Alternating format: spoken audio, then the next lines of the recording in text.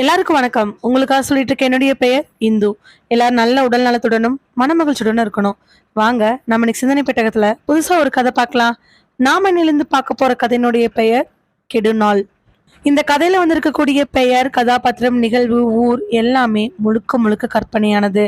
இது யாரையும் எதற்காகவும் குறிப்பிட்டு சொல்லப்பட்ட கதை கிடையாது. கெடுநாள் பொழுதுபோக்குக்காக எழுதப்பட்ட கற்பனையான கதையாகும். எல்லா பொருளும் வீட்ல எடுத்து வச்ச மாதிரி இருக்கு. தன்னோட ஷர்ட்டை வேக வேகமா போட்டுக்கிட்டு வெளியில வரான் பிரகாஷ். பிரகாஷ் வெளியில வரவே பையில ஏதோ ஒன்று எடுத்து வச்சு இந்தாங்க நீட்டிட்டு நிக்கிறா 3 மாசம் பிரெக்னண்டா இருக்கக்கூடிய கீதா. மனைவி நீட்டிட்டு இருக்கதை பார்த்துட்டு, என்னதெல்லாம் கொண்டு போங்க, 11 மணிக்கு பசிச்சா சாப்பிடுங்க. வேண்டாம் கீதா, எனக்கு அங்கே நிறைய வேலை இருக்கும், நான் மதியம் வந்து லஞ்சே சாப்பிட்டுக்கிறேன். அதான் பார்த்தீங்களா, எனக்கு நல்லாவே தெரியும் நீங்கள் இந்த மாதிரி சொல்லுவீங்க அப்படிங்கறக்காக தான் நான் உங்களுக்கு ஆல்ரெடி பேக் பண்ணி வச்சுருக்கேன். கொண்டு போங்க, 11 o'clock சாப்பிடுங்க. கீதாக்கும் பிரகாஷ்க்கும் கல்யாணம் ஆகி ஒரு 7-8 மாதம் இருக்கும். இப்போ கீதா 3 மாதம் கன்சீவாக இருக்காங்க. பிரகாஷ் போஸ்ட் ஆஃபீஸில் வேலை செய்கிறாரு. இப்போ டிரான்ஸ்ஃபர் கிடச்சி ஒரு ஊருக்கு வந்திருக்காங்க, விராலிக்காடு அப்படிங்கிற ஊரில். இப்போ போஸ்ட் ஆஃபீஸ்க்கு வேலை செய்யறதுக்காக வந்திருக்காரு, ட்ரான்ஸ்ஃபர் ஆகிட்டு. அந்த ஊர் ரொம்ப கிராமமும் கிடையாது, அதுக்காக ரொம்ப பெரிய டவுனும் கிடையாது, ரெண்டுக்கும் இடைப்பட்டது. பேசிக்காக ஒரு ஊரில் என்னெல்லாம் வேணுமோ அதெல்லாம் இருக்குது. அதே மாதிரி வில்லேஜில் என்னெல்லாம் இருக்குமோ அதுவும் இருக்குது. இது எல்லாமே கீதாவுக்கு புதுசாக தான் இருக்குது. கல்யாணம் ஆனதுக்கு அப்புறமா வீட்டுக்காரு கிடைச்சிருக்கக்கூடிய ஃபர்ஸ்ட் டிரான்ஸ்ஃபர்.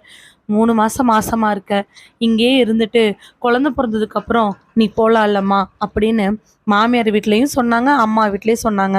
ஆனால் இருந்தாலும் கீதாவுக்கு பிரகாஷை விட்டுட்டு வர்றதுக்கு மனசு கிடையாது. புதுசாக போகிற ஊரில் எப்படி சாப்பாடு இருக்குமோ, எப்படி இருப்பாரோ, தனியாக இருப்பாரோ இருக்க மாட்டாரோ, அதையும் மீறி அவனால் இருக்க முடியலைங்கிறது தான் உண்மை. அப்படி வந்து இந்த விராலி காட்டில் நல்லா அழகா நீட்டாக 2 பெட்ரூமு, ஒரு பெரிய வராண்டா, அது கூட காம்பவுண்ட் செவர் வச்சு வீட்டில் தங்கியிருக்காங்க. அப்பப்போ பார்த்துக்கிறதுக்கு நாங்கள் ஏதாவது ஹெல்ப் பண்ணுறோன்னு ஊர் தலைவர்கள் சொன்னதுக்கு அப்புறமா கீதா கூட ஹெல்ப் பண்ணுறதுக்காக ஒரு அம்மாவை அவர் அரேஞ்ச் பண்ணியிருக்காரு பிரகாஷ். அதனால வந்ததுலேருந்து அந்த வீட்டிலேருந்து எந்த பொருளையும் எடுத்து வைக்கல. அவங்க இருக்கக்கூடிய ஏரியாவுக்கு பக்கத்தில் ஒரு மரம், அங்கங்கே ஒரு 2-3 வீடு, அதுக்கப்புறம் கொஞ்சம் தூரம் கேப் விட்டு 2-3 கடை, அதுக்கப்புறமா கொஞ்சம் கேப் விட்டு வீடுன்னு அப்படி இப்படின்னு நெருக்கங்கள் இல்லாமல் தூர தூரமாக தான் வீடு இருக்கு. ஆனால் கீதா தங்கியிருக்கிற வீட்டுக்கு ஆப்போசிட்ல ஒரு வீடு இருக்கு. ரோட்டை மட்டும் கிராஸ் பண்ணி அந்த வீட்டுக்கு போனோம்னா நல்லா உட்காந்து பேசலாம் அப்படின்னு நினைக்கிறா கீதா. நல்ல ஊருக்குள்ள பக்கத்து வீட்டுக்காரங்க மாமனார் மாமியாரோட இருந்தவ இப்ப தனியா இந்த இடத்துல வந்து இருக்கிறதுக்கு கொஞ்சம் சிரமம்தான். இருந்தாலும் அவளுக்கு சிரமப்படுத்தாத அளவுக்கு வேலைகள் காத்துக்கிட்டு இருக்குது. அதுக்கப்புறமா அப்படி இப்படின்னு வீட்டுக்காட்ட சண்டை கட்டியோ பேசியோ சமாதானப்படுத்தியோ அந்த ஸ்நாக்ஸ் பைய கொடுத்து விட்டுட்டா. பொருள்லாம் எப்படி எடுத்து வைக்கிறதுன்னு யோசிச்சுட்டு இருக்கும் பொழுது பைக் எடுத்துட்டு போன பிரகாஷ் கீதாவை எட்டி பார்த்து, எந்த பொருளையும் டச் பண்ணிடாத, வெயிட்டான பொருளை தூக்கிடாத, கூட்டுறேன் ஒற்றையடிக்கிறேன்னு சொல்லிட்டு சிரமப்பட்டுட்டு இருக்காத. நான் ஆஃபீஸ் போனோன்னே ஒரு ஆள் அனுப்பிச்சிக்கிறேன், அவங்க வருவாங்க, புரியுதா உனக்கு? சொன்னதுக்கு அப்புறமா அவன் கிளம்பவே இவளுக்கு மனசு வரல. எப்படி சும்மா இருக்கிறது? அட்லீஸ்ட் டிவி கனெக்ஷன் கொடுத்துருந்தா கூட அதை பார்த்துட்டு இருக்கலாம். எவ்வளோ நேரம் தான் ஃபோனையே நோண்டிட்டு இருக்குதுன்னு நினச்சிக்கிட்டு அவ வீட்டு வேலைகள் கொஞ்சம் கொஞ்சமா செய்ய ஆரம்பிக்கிறா. அப்படியே மதிய சாப்பாட்டுக்கு வந்த கணவர் சாப்பிட்டு போக இவ்வளோ ரெஸ்ட் எடுத்துட்டு சாயங்காலம் ஒரு 4 மணி வாக்கில் குளிச்சு தலையெல்லாம் சீவிட்டு வெளியில வந்து நிற்கிறா. அவளுக்கு ஆப்போசிட்ல இருக்கக்கூடிய வீடு கண்ணுக்கு தெரியுது. இங்க இருக்கிறவங்கிட்ட போய் பேசிட்டு வரலாமா வேண்டாமா? பேசினாதான் ஏதாவது தெரியும். பக்கத்துல வேற இந்த பக்கமும் வீடு தூரமா இருக்கு, அந்த பக்கம் வீடு தூரமா இருக்கு. நடந்து போனா என்னமோ ஒரு 2-3 நிமிஷத்துல 2 பக்கம் இருக்கக்கூடிய வீட்டுக்கு போயிடலாம். இருந்தாலும் அந்த வீடும் க்ளோஸ் பண்ணியிருக்கு. எல்லா வீடும் வெளியில பூட்டு பூட்டி இருக்குமோ நினைச்சு எட்டி கூட பார்க்க முடியாதவ ஆப்போசிட்ல இருக்கிற வீட்டுல உள்பக்கமா தான் தாழ்பால் போட்டிருக்காங்கன்னு நல்லாவே தெரிஞ்சிச்சு. நேத்து நைட்டு வந்தோம், இப்போ வரைக்கும் அவங்க யாரையும் பார்க்கல. போய் தட்டி என்னதான் பார்த்துருவோமா அப்படின்னு யோசிச்சுக்கிட்டு இருக்க கரெக்டா உள்ள ஃபோன் அடிக்கவே அவங்க அம்மா கூப்பிடுவாங்களோ என்னமோன்னு சொல்லிட்டு போறா. ஃபோனை எடுத்து பேசிட்டு இருக்கிறவளுக்கு கண் என்னமோ ஆப்போசிட் வீட்லயே இருக்குது. அம்மாட்ட பேசிட்டு டீயை போட்டு குடிக்கலான்ட்டு அப்படி இப்படின்னு ஒரு 6 மணி ஆயிடுது. கணவனுக்கு ஃபோன் பண்ணி கேட்க அவர் வரதுக்கு லேட் ஆகுன்னு சொன்னதுக்கு அப்புறமா வீட்டு வாசல்ல வந்து உட்கார்றா. அந்த காலத்து வீடு அப்படிங்கிறதுனால ஒரு திண்ண மாதிரி ஒரு அமைப்பு இருக்கு. எல்லா பக்கத்துலயும் வேடிக்கை பார்த்துட்டு இருக்கிறா. அப்பப்ப 2-3 சைக்கிள், ஒரு வண்டி, அங்கங்க இருக்கக்கூடிய மக்கள் எல்லாரும் அவங்க வேலையை பார்க்குறாங்க. அவ வீட்டுக்கு முன்னாடி இருந்து பார்த்தா கடை தெரியுது, இருந்தாலும் ஜென்ஸாக தான் உட்காந்துருக்குறாங்க. ஆப்போசிட் வீட்டில் வருவாங்களா மாட்டாங்களான்னு ஒரு யோசனையில் இருக்கவே டக்குன்னு அந்த வீட்டோட கதவு திறக்கிற மாதிரி சத்தம். அவ திண்ணையில உட்காந்துக்கிட்டே பார்க்க ஒரு அம்மா வெளியில வராங்க. வெளியில வந்தவிங்க கையில என்னத்தையோ வச்சுக்கிட்டு வீட்டு வாசல்ல கீழே குமிஞ்சு அந்த வீட்டு திண்ணைக்கு அடியில் இருக்கக்கூடிய ஒரு இடத்துல இருந்து அட்டைப்பெட்டி எடுக்கிறாங்க. எடுத்து அதில் இருக்கக்கூடிய பையை எடுத்து தான் கையில் வச்சிருக்கக்கூடிய சுருட்டி உள்ளே போட்டுட்டு மறுபடியும் அட்டைப்பெட்டிலே வச்சுட்டு ஏதோ ஒரு தடுப்பு எடுத்து அந்த அட்டைப்பெட்டியை க்ளோஸ் பண்ணி வச்சுட்டு திண்ணையும் மறைவாக இருக்கிற மாதிரி ஒரு துணியை வச்சு பண்ணிட்டு வீட்டுக்குள்ளே போகலான்ட்டு போகும் பொழுது கரெக்டாக கீதா கூப்பிடுறா. அக்கா, அக்கா. அந்த அம்மா திரும்பி பார்க்காம படியில அப்படியே நிக்கிறாங்க. அக்கா, என்னோட பேர் கீதா. ஆப்போசிட் வீட்டுக்கு வந்திருக்கேன். நீங்க காலையில இருந்து வெளியில வரவே இல்லை. இல்ல இல்ல, நேற்று நைட்ல இருந்தே வெளில வரல போல. சரிக்கா, நீங்க எங்கதான் இருக்கீங்களா? உங்க பேர் என்ன? உங்க வீட்டுக்காரங்க, குழந்தைகள்லாம் இப்படின்னு தான் மனசுல இவ்வளோ நேரம் பேசணும்னு நினைச்சிட்டு இருந்த எல்லாத்தையும் டப்பு டப்புன்னு போட்டு உடைக்கிறா. ஆனா அந்த அம்மா தலையில ஒரு முக்காடு போட்டுக்கிட்டு மூஞ்சியை பாதி மறைச்சிக்கிட்டு எதுவுமே ரெஸ்பான்ஸ் பண்ணாம வீட்டுக்குள்ள போறாங்க. அக்கா, எதுவுமே பேசாம போறீங்க? கீதா கேட்ட அடுத்த நிமிஷம் டப்புன்னு கதவை சாத்த கீதாவோட கண்களில் கடைசியா பட்டது வீட்டுக்குள்ள இருக்கக்கூடிய சின்ன பையன். அவங்க பையன் போல. என்ன கோவமோ என்னமோ, ஒருவேளை வீட்டில் சண்டையா இருக்குமோ, இல்லை இதுக்கு முன்னாடி நம்ம வீட்டில் குடியிருந்தவங்க கூட ஏதாவது பிரச்சனையா இருக்குமோ? சரி, நாளைக்கு பார்த்துக்கலாம் சொல்லிட்டு அவள் வீட்டுக்குள்ளே வந்துடுறா. அன்னைக்கு நைட்டு முழுக்க அவளுக்கு அதே நினைவுகள் வந்துக்கிட்டு தான் இருக்குது. வீட்டுக்கு வந்த கணவர்கிட்ட கூட இந்த விஷயத்த 2-3 வாட்டி சொல்ல பிரகாஷ் அதுக்கு சரி விடு, எல்லாரும் ஒரே மாதிரி இருப்பாங்களா என்ன? எங்கள் அம்மா கூட தான் பக்கத்தில் யாரு கூடயும் அதிகமாக பேசாது. ஆனால் நான் பேசிட்டு தானே இருந்தேன். அதைத்தான் சொல்கிறேன், எல்லாரும் ஒரே மாதிரி இருக்க மாட்டாங்கல்ல. பிரகாஷோட பதில் இதுவாக இருக்க கொஞ்சம் ஏமாற்றம் இருந்தாலும் ஏன் அவங்க எதுவுமே பேசாமல் போனாங்கிற எண்ணம் அவன் மனசுக்குள்ளே இருந்துக்கிட்டு தான் இருந்துச்சு. ஒருவேளை தனிமை முழுசா அவளை ஆட்கொண்டுருமோன்னு பயமும் வந்துச்சு. இருந்தாலும் அன்னைக்கு நைட்டு நிம்மதியாகவே தூங்குறா. அடுத்த நாள் காலையில் பிரகாஷ் சொல்லி ஒரு அம்மா வந்து மதியத்துக்குள்ளே வீட்டில் இருக்கிற எல்லா வேலையும் முடிச்சு கொடுத்துட்டு போயிடுறாங்க. பிரகாஷ் கூட மதியம் சாப்பிட்டுட்டு கிளம்பிடுறாங்க. அவளும் கொஞ்ச நேரம் ரெஸ்ட் எடுத்துட்டு அதே மாதிரி ஒரு 4 மணி வாக்கில் எந்திரிச்சு குளிச்சு முடிச்சுட்டு தலையெல்லாம் சீவிட்டு வெளியில வரா. வீட்டு கதவு இன்னும் சாத்தியிருக்கு. நேற்று இந்த டைமுக்கு வெளியில வந்தாங்க, ஆனா இன்னைக்கு இன்னும் வெளியில வரல. என்னவா இருக்கும்? யோசிச்சுக்கிட்டே திரும்பி பார்க்க அங்க ஒரு பை தெரியுது. அந்த பையில தன் கணவனுடைய ஷர்ட்லாம் இருக்க. அயன் பண்றதுக்கு எங்க போடலான்னு கேட்கணுமே, கேட்டு பார்த்துருவோமா சொல்லிட்டு மெல்ல மெல்ல ரோடை கிராஸ் பண்ணி அந்த வீட்டுக்கு முன்னாடி போய் நிற்கிறா. இடது கையை வயிற்றுல வச்சுக்கிட்டு வலது கையில் அந்த வீட்டு கதவை தட்டறா. பக்கத்தில் எங்கேயுமே காலிங் பில் கிடையாது. வீட்டு கதவுலையே ஒரு வட்டமான இரும்பு கம்பி இருக்கு. அது தட்டுறக்குதா அப்படின்னு அவளுக்கு நல்லாவே தெரியும். 4-5 வாட்டி தட்டினதுக்கு அப்புறமா டப்புன்னு கதவை திறக்கிறாரு. அங்க ஒரு ஜென்ஸ் நின்றுட்டு இருக்கிறாரு. என்னம்மா, என்ன வேணும்? எடுத்த வார்த்தையே ரொம்ப அதிரடியா இருக்க. ஒரு நிமிஷம் திகைச்சு போனவன், இல்லைண்ணா, நான் ஒரு விஷயம் கேட்கணும்னு வந்தேன். வீட்டில் அந்த அக்கா இல்லை. உனக்கு என்ன வேணும் மட்டும் கேளு. வீட்டில் இருக்காங்களா இல்லையாங்கிறதுலாம் உனக்கு தேவையில்லாத விஷயம். என்ன வேணும்? இல்லை, நான் இந்த வீட்டுக்கு புதுசாக குடி வந்திருக்கேன். என்னோட வீட்டுக்காரு இங்கே இருக்கக்கூடிய போஸ்ட் ஆஃபீஸில் ஆஃபீஸ் ட்ரான்ஸ்ஃபர் ஆகி வந்திருக்காரு. நான் அவரோட ஷர்ட்லாம் அயர்ன் பண்ணணும். அதான் இங்கே எங்காவது. ஏன் எங்கள் வீடு மட்டும் தான் இருக்கா என்ன? அக்கா பக்கத்தில் வேற யாரும் வீடு இல்லையா என்ன? நாங்கள் தான் கதவை திறக்கலன்னு தெரியுமில்ல. எதுக்கு வந்து நேற்று என் முன்னாடிட்டு பேசிட்டு போயிருக்க? இல்லைண்ணா, அது வந்து இந்த அண்ணா நல்லா வேண்டாம். எங்கேயாவது அயன் பண்ண போடு, என்னமோ பண்ணு. என் வீட்டில் வந்து தொந்தரவு பண்ணிட்டு இருக்காத சொல்லிட்டு டப்புன்னு கதவை சாத்த. இன்னைக்கு அவ கண்ணில் கடைசியா பட்டது அந்த வீட்டுக்குள்ள இருக்கக்கூடிய அந்த அம்மாவும் அந்த பையனும். அதையும் தாண்டி 2-3 விஷயங்கள் அவ கண்ணில் படுது. மெல்லிசா திறந்திருக்கக்கூடிய கோடு பதில் சொல்லும்போது கூட பாதி மூஞ்சி மட்டும்தான் தெரிஞ்சிச்சு. அப்படி இருக்கும்போது கூட அந்த அம்மாவோட கையில் இருக்கக்கூடிய சிவப்பு கலரும் அந்த பையனர் கையில் இருக்கக்கூடிய ஒரு மாலையும் அவளுக்கு ஏதோ மனசுக்குள்ள கலக்கத்தை ஏற்படுத்துது. மெல்ல மெல்ல நடந்து நடந்து தன்னோட வீட்டுக்கு வந்து வாசல்ல உட்காந்துக்கிறா. அதுக்கு அடுத்து ஒரு 1/2 மணி நேரம் கழிச்சு அந்த ஆள் ஒரு கட்டப்பையோட வெளியில வந்து அந்த பையை மாட்டிட்டு ஒரே முறை கீதாவை பார்த்து திரும்பி முறைச்சிட்டு வண்டி எடுத்துட்டு போறாரு. அதுக்கப்புறம் வீட்டுக்கார் வர வரைக்கும் அந்த கதவு திறக்கப்படவே இல்லை. பிரகாஷ் வந்ததுக்கு அப்புறம் நடந்த எல்லா விஷயத்தையும் சொல்ல சாப்பிட்டுட்டு இருக்கக்கூடிய பிரகாஷ் கீதா பார்த்து, உனக்கு இது தேவையா? நீ நேற்றுலாம் புலம்புனீங்கிறக்காக தான் இன்னைக்கு டிவிலாம் அரேஞ்ச் பண்ணி கொடுத்தேன். நீ டிவி பார்த்தியா, வீட்டில் இருந்தியான்னு? நமக்கு ட்ரான்ஸ்ஃபர் இன்னும் 3 வருஷத்தில் கிடச்சிரும். அது வரைக்கும் நீ யாரு கூடயும் எந்த உறவும் வச்சுருக்கணுங்கிற அவசியம் கிடையாது. இது சென்ட்ரல் கவர்மெண்ட் வேலை. நீ நினைக்கிற மாதிரி நம்ம நிரந்தரமாக எங்கேயுமே இருக்க மாட்டோம். இல்லைங்க, அந்த அம்மா நான் அந்த வீட்டுக்காரோட பேசும்போது ரொம்ப பயந்த மூஞ்சியோடு இருந்தாங்க. கையெல்லாம் என்னமோ சிவப்பாக இருந்துச்சு. ஒருவேளை ரத்தமாக இருக்குமோ? அப்படியே இல்லைனாலும் அந்த பையனோட கையில் இருந்த மாலை எனக்கு ரொம்ப ஆச்சரியத்தை ஏற்படுத்துச்சு. என்னமோ பார்க்கறதுக்கு நிறைய கலந்து அந்த மாலை வித்தியாசமாக இருந்துச்சு. அந்த ஆள் அந்த அம்மாவோட காலுக்கடியில் ஒரு இதை விரித்து அதில் நிறைய எண்ணத்தையும் கொட்டி வச்சுருந்தாங்க. அதெல்லாம் நான் சைடில் பார்த்தேன். எனக்கு அது என்னமோ மாதிரி தோணுதுங்க. கீதா, நான் உனக்கு ஒரு விஷயம் சொல்லட்டுமா? 3 மாசம் மாசமா இருக்கிறவ இனி 10வது மாசத்துக்கு வெயிட் பண்ணி குழந்தைய மட்டும் கவனி. தேவையில்லாம நொய் நொய்ன்னு கண்டதே பார்த்துட்டு இருக்காத. ஏன், இங்கிருந்து 4 எட்டு வச்சு வந்து போய் அந்த வீட்டு பேச முடியாதா? இல்லை இங்கிருந்து ஒரு 5 எட்டு வச்சு இந்த பக்கம் இருக்கிற வீட்டில் பேச முடியாதா? ஆப்போசிட் வீட்லேயே தான் பேசி ஆகணுமா என்ன? உன்னோட இந்த தேவையில்லாத வேலை எங்கொண்டே முடிய போகுதுன்னு எனக்கு தெரில. அவன் சொல்லிட்டு பிளேட்லேயே கையை கழுவிட்டு போக கீதாக்கு கஷ்டமாக தான் இருந்துச்சு. ஆனால் அவள் மூளை முழுக்க அந்த வீடும் அந்த ஆளும் அந்த அம்மாவோட வீட்டுக்குள்ள அந்த அம்மா நின்றுட்டு இருந்த விஷயம் மட்டும்தான் ஞாபகம் வந்துக்கிட்டே இருந்துச்சு. அன்னைக்கு நைட்டு பிரகாஷ் கீதா 2 பேரும் நல்லா தூங்கிட்டாங்க. திடீர்னு ஏதோ ஒரு சத்தம் கேட்க கீதாவுக்கு முழிப்பு வருது. பிரகாஷுக்கு கூட முழிப்பு வந்திருக்கும் போல. ஆனால் அவன் ஒரே ஒரு நெல்லியோட திரும்பி படுத்துக்கிறான். கீதாக்கு ஏற்கனவே மனசுக்குள்ள குழப்பங்கள் இருக்க அந்த சத்தம் என்னவோ இவளை தூங்க விடல. மெல்ல பெட்ரூம்லேருந்து எந்திரிச்சு கதவை திறந்துட்டு கதவை மறுபடியும் நல்லா மெதுவாக சத்தம் இல்லாமல் க்ளோஸ் பண்ணிட்டு ஹாலில் நடந்து வந்து ஹாலில் இருக்கக்கூடிய ஜன்னலை லைட்டாக திறந்து பார்க்குறா. ஆப்போசிட் வீட்டில் லைட் எரியுது. பகல் முச்சூட லைட் ஆஃப் பண்ணி வச்சிருக்காங்க. நேரத்துக்கு எதுக்கு லைட்டை போட்டு வச்சுட்டு இருக்காங்க? நினைக்கும் பொழுதே அந்த வீட்டோட 2 கதவும் திறந்திருக்கு.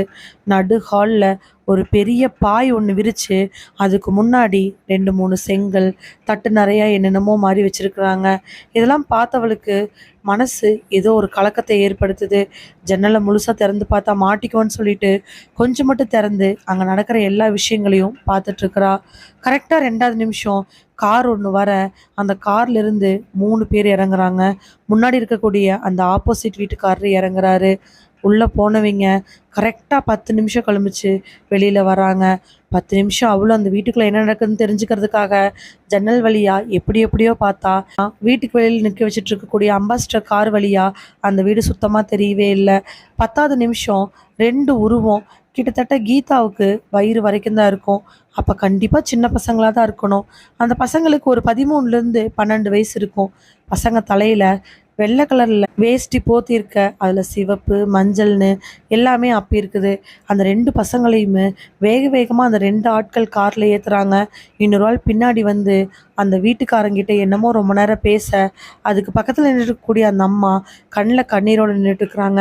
ஏய், என்ன, வாயை மூடு அப்படின்னு கணவனோட அதட்டல் மட்டும் 2 நிமிஷத்துக்கு ஒருக்கா வந்துட்டுருக்க அந்த அம்மானால் கண்ணீரை அடக்கவே முடியல.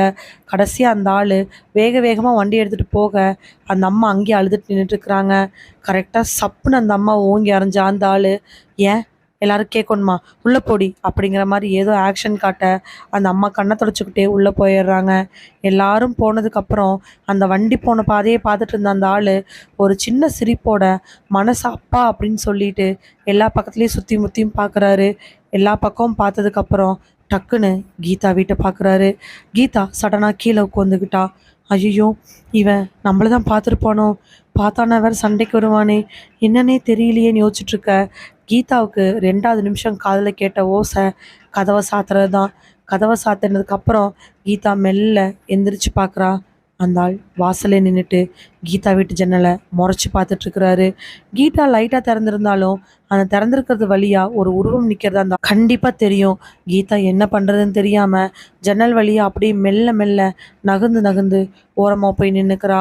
அந்த ஆள் கிட்டத்தட்ட ஒரு 5லேருந்து 10 நிமிஷம் அங்கேயே நின்று இருந்திருப்பான். கடைசியாக கதவை திறந்து மறுபடியும் அந்த பக்கம் இந்த பக்கம் பார்த்து ஆப்போசிட்டில் இருக்கக்கூடிய கீதா வீட்டை பார்த்துட்டு கதவை டப்புன்னு சாத்திட்டு போயிடுறான். கீதா அந்த வீட்டையே உத்து பார்த்துட்ருக்கிறா. பின்னாடி யாரோ கீதாவை தொடுற மாதிரி ஒரு உணர்வு. கருக்குன்னு பயந்தவ திரும்பி பார்க்க பிரகாஷ் நின்றுட்டுருக்குறா. என்னடி? இல்லைங்க, அந்த அந்த வீட்டிலேருந்து. ஐயோ கடவுளே, அவள் சொல்கிறதுக்கு முன்னாடியே பிரகாஷ் சளைச்சிக்க. என்ன, அந்த வீட்டிலேருந்து பேய் வந்துச்சா என்ன? இல்லைங்க, அது வந்து ஒழுங்கு மரியாதையாக வந்து படுத்துரு. வயிற்றுல குழந்தைய வச்சுக்கிட்டு தேவையில்லாத வேலை பண்ணிகிட்டு இருக்காத. பக்கத்து வீட்டில் என்ன நடக்குன்னு பார்க்க உன் வேலையா என்ன? அப்படி இல்லைங்க, எனக்கு என்னமோ வித்தியாசமாக வந்து படுக்கிறியா இல்லையா? அவர் சொன்ன உடனே அவள் வேகமாக போய் பெட்டில் படுத்துக்கிறா. படுத்தவளுக்கு நினைப்பெல்லாம் என்னமோ நடந்த விஷயங்கள் தான். 3 பேர் வராங்க, உள்ளே போகிறாங்க. 10 நிமிஷத்துக்கு அப்புறமா வெளியில் வராங்க. 2 வெள்ளை வேட்டி போத்துன சின்ன பசங்க அந்த ஆட்களோட ஏறி போகிறாங்க. இவன் ஒரு புன்சிரிப்பு, அந்த அம்மா ஒரு அழுக. அப்போ என்னவா இருக்கும் அப்படிங்கிற யோசனையில் அன்னைக்கு முழுக்க கீதாவோட ஞாபகங்கள் எல்லாமே அந்த வீட்டு மேலேயே இருக்குது. பக்கத்தில் இருக்கக்கூடிய பிரகாஷை பார்க்க பார்க்க அவள் மனசுக்குள்ள புது பயம் வந்தாலும் என்னவா இருக்கும் அப்படிங்கிற கேள்வி அவளோட மனசுக்குள்ள ஆணித்தனமா அடிச்சிருச்சு. கண்டிப்பா இது என்னன்னு கண்டுபிடிச்சே ஆகணும் அப்படிங்கிற எண்ணத்துல அன்னைக்கு லைட்டா கண்ணை மூடி தூங்க ஆரம்பிக்கிறா கீதா. கீதா காலையில பிரகாஷ்க்கு எல்லாமே செஞ்சு கொடுத்துட்டு அவன் டிஃபன் பாக்ஸ் எடுத்துட்டு இருக்கிறத பார்த்துக்கிட்டு சோஃபால கன்னத்துல கைய வச்சுட்டு வந்திருக்கிறா. ரெடியாயிட்டு இருக்கக்கூடிய பிரகாஷ் ஒரு சிரிப்போட, என்ன என்னாச்சு, ஏன் டல்லா இருக்கிற, ஏன் உங்களுக்கு தெரியாதா என்ன, மதியம் ஒரு வேளை தான் வீட்டுக்கு சாப்பிட வரீங்க, அதுவும் டிஃபன் பாக்ஸ்ல கொண்டு போறீங்க, நான் எப்படி இங்க தனியா இருக்கிறது. இங்க பாரு கீதா, என்னால வந்துட்டு போக முடியல, அந்த நேரத்துல நிறைய பேர் வந்துடுறாங்க, அங்கேயா இருந்தா கூட டக்குன்னு வேலை செய்யலாம், நீ நினைக்கிற மாதிரி கிடையாது, முழுசா டவுனா இருந்தா கூட கொஞ்ச நேரம் வெயிட் பண்ண சொல்லலாம், இது ரெண்டும் கலந்தது, இங்க இருக்கிறவங்கள வெயிட் பண்ண மாட்டாங்க. நான் தான் முந்தானத்து எங்க ஆபீஸ்ல ஆன பிரச்சனை சொன்னேன்ல. புரியுது, ஆனா போர் அடிக்குது. இங்க பக்கத்துல எங்கேயாவது கோயில் இருக்குமான்னு நானும் கேட்டு போகணும், ஆனா யார்கிட்ட கேட்கறதுன்னு தெரியல. எங்கேயாவது போனா இப்படிதான் இருக்குமா என்ன? நீங்க தான் எத்தனை இடத்துல டிரான்ஸ்ஃபர் ஆயிருக்கீங்களே, சொல்லுங்களேன். எனக்கு என்னமா தெரியும், நான் ஜென்ஸு, வழக்கமா ஹவுஸ் ஓனர்கிட்ட பேசுவேன். இங்கே நம்ம ஹவுஸ் ஓனர் பக்கத்துல கிடையாது. உனக்கும் எங்க அம்மாவுக்கும் தான் ஊர் ஊரா போனாலும் கோயில் தேடுற வழக்கமாச்சே. போ, இங்க கண்டிப்பா கோயில் எல்லாம் இருக்காது. ஏதாவது ஊர்ல கோயில் எல்லாம் இருக்குமா என்ன? ஆமா, கோயிலுக்கு போய் சாமி கும்பிட்டதே மன நிம்மதி இருக்கும். நான் ஒண்ணுமே சொல்லல, எங்க அம்மாக்கு ஏத்த மருமக தான் நீ, நிச்சயமா கோயில் ஏதாவது இருக்கும், கேட்டுட்டு போ. நான் வேணா எங்க ஆபீஸ்ல இருந்து அந்த அட்டண்டரோட ஒய்ஃப் வர சொல்லட்டுமா? இல்ல வேண்டாம், நானே பாத்துக்கிறேன். பிரகாஷ் கிளம்புனதுக்கு அப்புறமா நிச்சயமா எங்காவது கோயில் இருக்கும், அதை எங்காவது போற வழியில கெடுக்கலான்னு சொல்லிட்டு நல்லா நீட்டா தலைக்கு குளிச்சு அவ கிளம்புறா. வீட்டுக்கு வெளியில வந்து கதவை சாத்தும் பொழுது ஆப்போசிட்ல இருக்கக்கூடிய வீட்டை ஒரு முறை திரும்பி பாக்குறா. அங்க வீட்டுக்கு முன்னாடி பூட்டு போட்டிருக்குது. அப்படியே கோயிலுக்கு போயிட்டு வீட்டுக்காருக்கு அயன் பண்ண ட்ரெஸ்ஸை வாங்கிட்டு வரலான்னு சொல்லிட்டு கோயிலுக்கு கிளம்புறா கீதா. ஆக மொத்தத்துல அவ போகும்போதெல்லாம் அவ கண்ணு அந்த ஆப்போசிட் வீட்டு மேலேயே இருந்துச்சு. பூட்டு பூட்டிட்டு போயிருக்கிறாங்களே, எங்க போயிருப்பாங்க அப்படிங்கிற எண்ணம். ஒருவேளை நாம அந்த வீட்டு ஜன்னல் வழியா எட்டி பார்த்தோம்னா, வீட்டு ஜன்னல் திறந்துருந்துச்சுன்னா வீட்டுக்குள்ள அங்க பார்த்தோமே அந்த மஞ்சள் கலர் என்னவா இருக்கும், சிவப்பு கலர் என்னவா இருக்கும், அந்த வீட்டுல என்னதான் நடக்குது, யாரதான் அப்படி கொண்டு போனாங்க அப்படின்னு பார்க்கலான்னு சொல்லிட்டு தன்னோட வீட்டுல இருந்து ரோட்டை மெல்ல கிராஸ் பண்ணி அந்த வீட்டு படிக்கட்டுல ஏறுறா. மெல்ல மெல்ல அந்த வீட்டுக்கு பக்கத்துல போய் திண்ணை மேல ஏறி நிக்கிறா. சுத்தி முத்தியும் பாக்குறா. அப்படி ஒன்றும் ஆட்கள் நடமாட்டம் கிடையாது. டக்குன்னு ஏதோ வண்டி வர சத்தம் கேட்கவே வேக வேகமா திண்ணையிலிருந்து படி இறங்கினவ வண்டி அந்த பக்கமா போறதை புரிஞ்சுக்கிட்டு மறுபடியும் படி ஏறி அந்த திண்ணை மேல போய் ஜன்னல் வழியா எட்டி பார்க்கலான்னு ஜன்னலை எவ்வளவோ ட்ரை பண்றா. ஆனா இருந்தாலும் அவளால அதை திறக்கவே முடியல. சரின்னு சொல்லிட்டு அங்கிருந்து கிளம்பி கோயிலுக்கு போறா. எப்படியோ ஒருத்தர் இங்க பக்கத்துல எங்காவது கோயில் இருக்கான்னு கேட்ட உடனே, என்னப்பா இப்படி கேட்டுட்ட, காளியம்மன் கோயில் ரொம்ப ஃபேமஸ் இங்கிருந்து நேரா போனேன்னா ஒரு 1/2 கிலோமீட்டர்ல அம்மன் கோயில் இருக்கும், போய் பாருன்னு சொல்ல அவங்க சொன்ன வழியா போய் அந்த கோயிலை பாக்குறா. ஆமா, ஓரளவுக்கு நல்ல பிரம்மாண்டமான கோயில் தான். ஆனா மத்த அம்மன் கோயில் மாதிரி இல்லாம கொஞ்சம் வித்தியாசமா இருக்குது. குங்குமம் மஞ்சள்னு எல்லாம் பாக்கெட்டா வாங்கிட்டு போய் அங்க இருக்கக்கூடிய அம்மனுக்கு போடுறாங்க. அம்மனே ரொம்ப வித்தியாசமா இருக்கிறத பார்த்து ஆச்சரியப்படுறா. கோயிலை ஃபுல்லா சுத்தி வந்து கும்பிட்டுட்டு அங்க இருக்கிற சாமியெல்லாம் வேண்டிட்டு கடைசியா ஒரு இடத்துல குங்குமம் மஞ்சள் போடலான்னு சொல்லிட்டு கீழே குமியும் பொழுது டக்குன்னு அவளோட பார்வை அந்த கோயிலிருந்து கொஞ்சம் தூரத்துல படுது. அங்க பார்த்தா தலையில அப்படியே மறைச்ச மாதிரி போட்டுக்கிட்டு கையில ஒரு பையனை கூட்டிட்டு ஒரு ஒயர்குடை வச்சுக்கிட்டு அந்த அம்மா வேக வேகமா நடந்து வராங்க. அவங்க வர பரபரப்பை பார்த்தா சீக்கிரமா இங்கிருந்து போகணுங்கிற மாதிரி இருக்கு.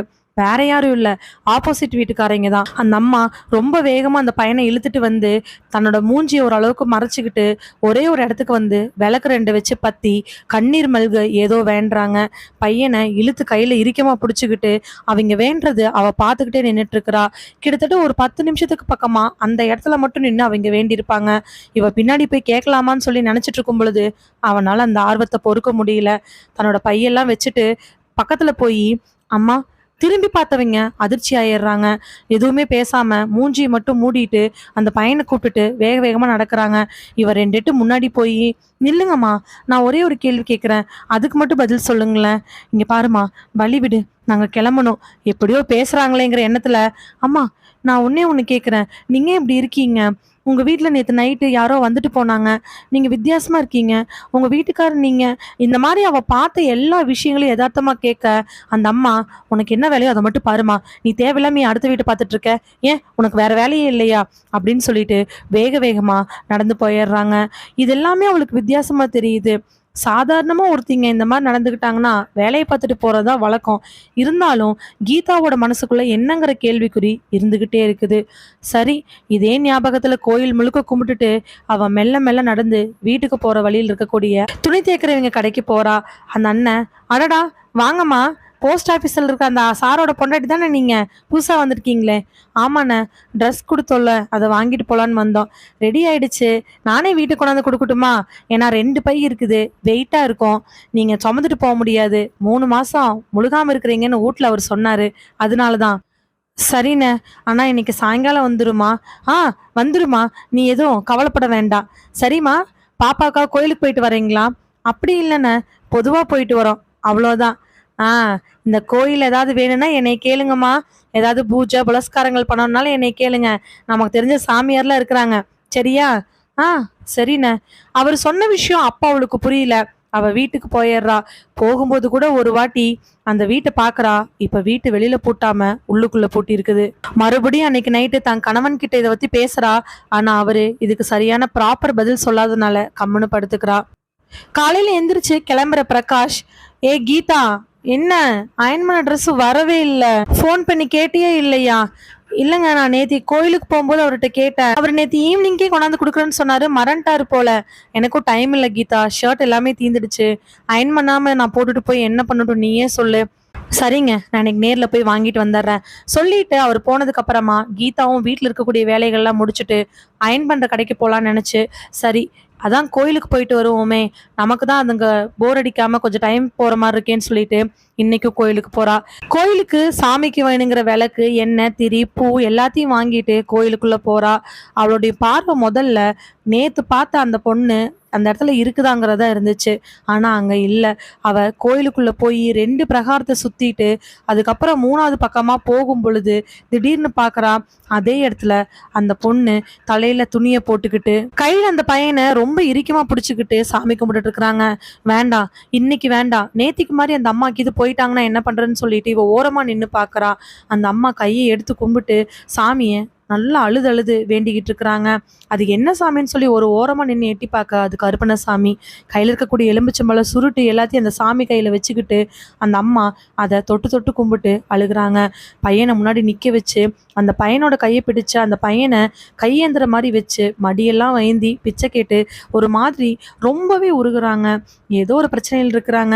கண்டிப்பா அந்த பிரச்சனைக்கு அவங்க வீட்டுக்காரு காரணமா கூட இருக்கலாம் அப்படின்னு நினைச்சுக்கிட்டு அவங்க நல்லா சாமி கும்பிட்டுட்டு இருக்கும் பொழுது இவ அந்த சாமிக்கு பக்கத்துல இருக்கக்கூடிய இடத்துல போய் அந்த பையனை கூப்பிடுறா.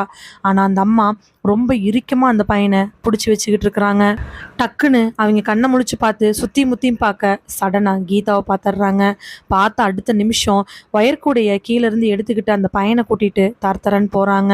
இது என்னமோ அவ மனசுக்குள்ள தோண அவளோட ஞாபகங்கள் எல்லாம் என்னவா இருக்கும் என்னவா இருக்குன்னே இருக்கு. அதுக்கப்புறம் அவனால அங்க சாமியே கும்பிட முடியல. வேக வேகமா நடந்து வந்து அயன் பண்ற கடையில் நின்றுகிட்டு அந்த அண்ணங்கிட்ட பேச ஆரம்பிக்கிறா. "அண்ணா, நீங்க துணி கொண்டாந்து குடுக்கல. அவர் இன்னைக்கு போட்டு போறதுக்கு இல்லாம ரொம்ப சங்கடப்பட்டாரு. டிஷர்ட் போட்டு போயிருக்காருண்ணா." "ஐயோ, சாரிம்மா. நேத்து ஒரு திடீர்னு ஒரு வேலை. அதனால போயிட்டோம். தோ நானே வரேம்மா, வா." சொல்லிட்டு அந்த அண்ணனும் கீதாவும் நடக்க ஆரம்பிக்கிறாங்க. அந்த அண்ணன் பையன் சுமந்துட்டு வர கீதா கூடை சுமந்துட்டு வந்துட்டு இருக்கிறா. கீதாவுக்கு எப்படியாவது யார்ட்டையாவது போட்டு வாங்கிடணும். இங்க நிறைய கடை இருக்கு. அதுல இந்த அண்ணன் கடையும் ஒண்ணு. அந்த கடை ரொம்ப வருஷமா இருக்கிற மாதிரி இருக்கு. பக்கத்துல இருக்கக்கூடிய கடைகள்ல வீடுகள் என்ன நடக்குன்னு ஓரளவுக்கு தெரியும். அதனால பேச்சு கொடுக்க ஆரம்பிக்கிறா. "ஏன்னா இங்க இருக்கிறவங்களாவது உங்களுக்கு நல்லாவே தெரியுமா?" "ஆ, நல்லாவே தெரியும்மா." "ம், சரிண்ணே. எங்க வீட்டுக்கு ஆப்போசிட்ல ஒரு வீடு இருக்குல்ல, அந்த வீட்ல இருக்கக்கூடியவங்களெல்லாம் தெரியுமா?"